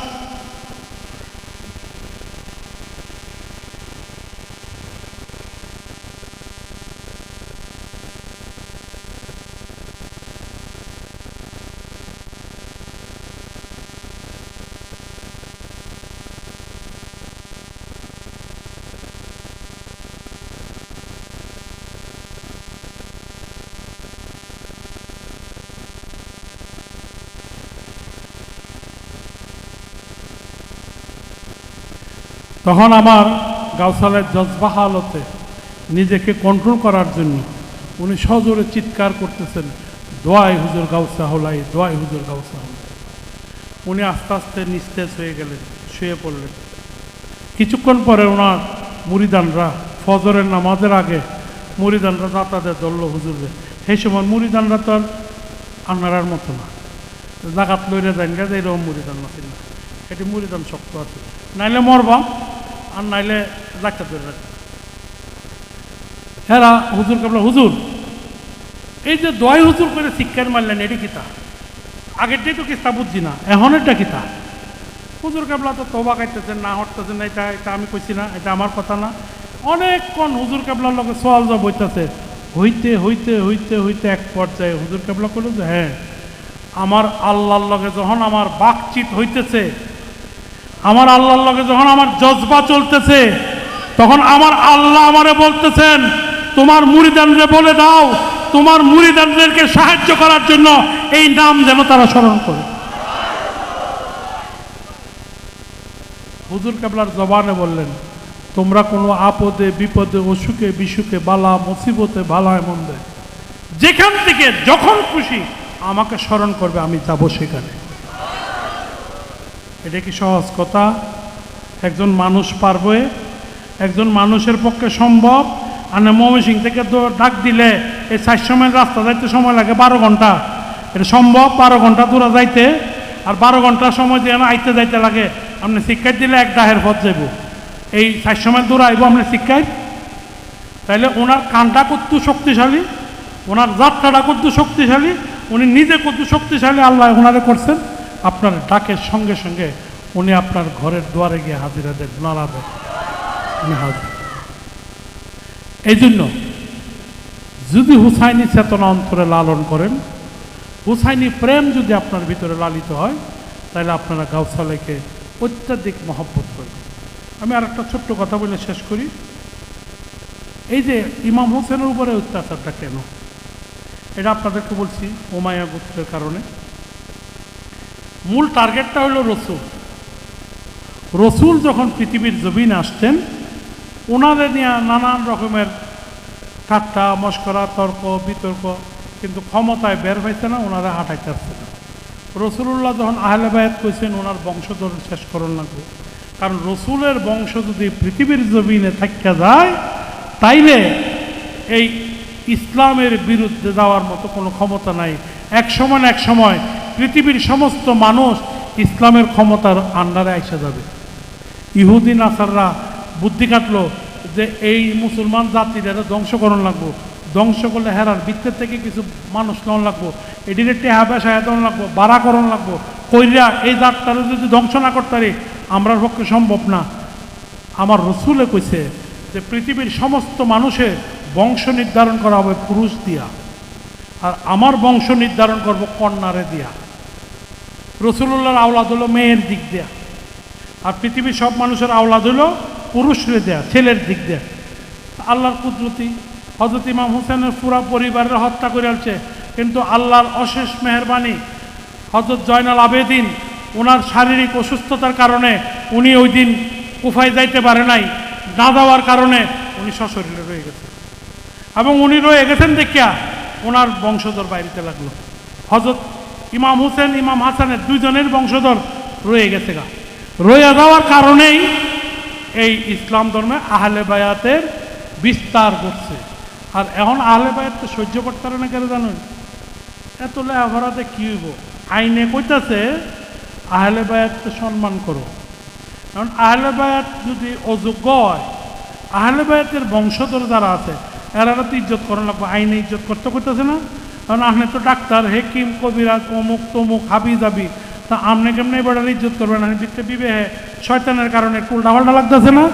এরা তাতে বরং এরারে বেদায়তি কও সে রেহি কও নানা কথা কইয়া এরারে বিভ্রান্তির বেড়াজালের মধ্যে ফেলাই আসবো এই কারণে যুগ যুগ ধইরা চেষ্টা করা হইতেছে ইসলামরে ধ্বংস করার জন্য এইভাবে বিভিন্ন অপব্যাখ্যা দিয়া বিভিন্নভাবে ইসলামরে ধ্বংস করার কাজ চলতেছে আজকেও আমাদের সমাজে পীর আউলিয়াদের বিরুদ্ধে সবাই সোচ্চার হয়ে দাঁড়াইছে শিরক আর বেদায়েত আমরা তো শিরক করি না শিরক হইল আল্লাহর ইবাদতের উদ্দেশ্যে যদি আর কিছু করা হয় আমরা কি আর কিছু করি শিরকের মধ্যে নাই দেখেন আমরা কাছে আইলে কয় গুণ হইব আমরা মানলে কয় যে পূজা করে হেরারে মান্য তো কিছু মানুষ চলতেছে উস্তাদরে মান্য ছাত্র চলতেছে না এই যে যারা আমরা গাইলাইতেছে এরা তো কেউ কথা বিশ্বাস করে গাইলাইতেছে যে বিশ্বাস করলে তো ইমান যাইব আমারে বিশ্বাস করলে যদি ইমান যায়, হেরারে পূজা করে তো ইমান যায় না। কথা একটাই, মূল উদ্দেশ্য কি? মূল উদ্দেশ্য হইল ইসলামের মধ্যে বিভ্রান্তি সৃষ্টি করা।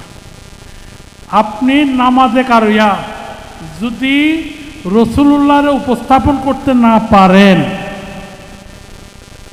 তাইলে আপনার নামাজ হবে না, এটা মাথায় রাখবেন।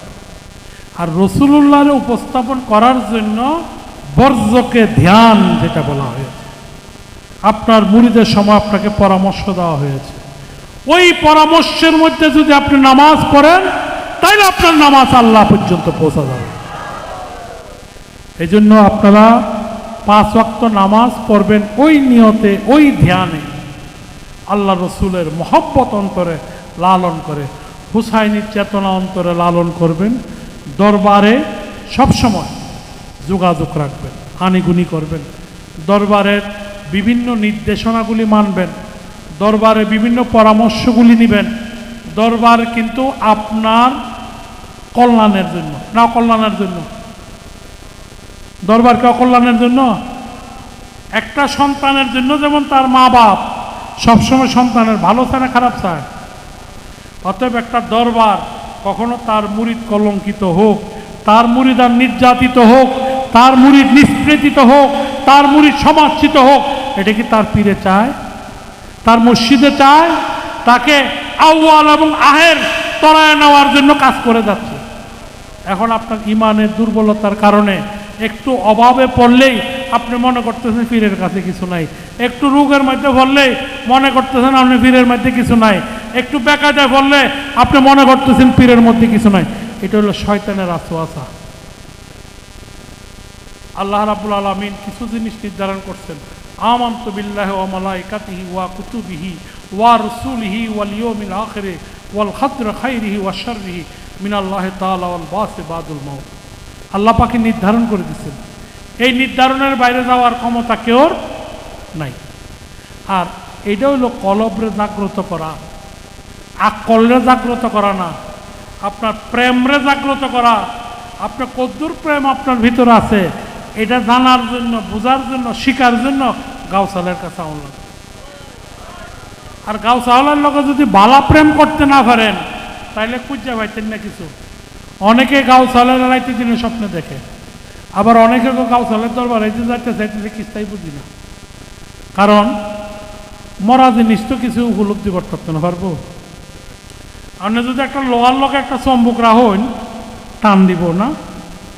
আর যদি একটা লোহার লোকে কাঠ রাখেন, টান দিব? যেটা যে আনা আছে হয়ে থাকে। অর্থাৎ এইরকম সম্পর্ক যদি হয়, তাহলে কারে কালা টানবো? কেউ লোকে কেউ যোগাযোগ থাকতো না। অতএব নাইলে লোহা হইন, নাইলে চম্বুক হইন, একটা অন লাগবো। নাইলে লোহা অন লাগবো, নাইলে চম্বুক অন লাগবে, নাইলে আকর্ষণ হইতো না। যাই হোক, আপনারা একটা জিনিস আপনাদের কাছে প্রস্তাব রাখতেছি। আমাদের সাধারণ বই আছে যেন কেন্দ্র থেকে অনেকে আইছে, নেত্রকোনার থেকে আইছে, গরিপুর থেকে আইছে, তারাইলের নেতৃবৃন্দ, উপজেলার চেয়ারম্যান নবনির্বাচিত উপজেলার চেয়ারম্যান সাহেব আছেন, ঢাকা থেকে অনেকে আইছে। আমরা প্রতি বছর ঈদে মিলাদুন্নবী সাল্লাল্লাহু আলাইহি ওয়াসাল্লাম উদযাপন করি। এটা আমাদের ইমানি দায়িত্ব, রাষ্ট্রীয়ভাবেও করা হয়। এখন ঈদে মিলাদুন্নবী সাল্লাল্লাহু আলাইহি ওয়াসাল্লাম উদযাপন এই বছর করার প্রয়োজন আছে কি না, কি বলেন? কোথায় করব? কোথায় করব?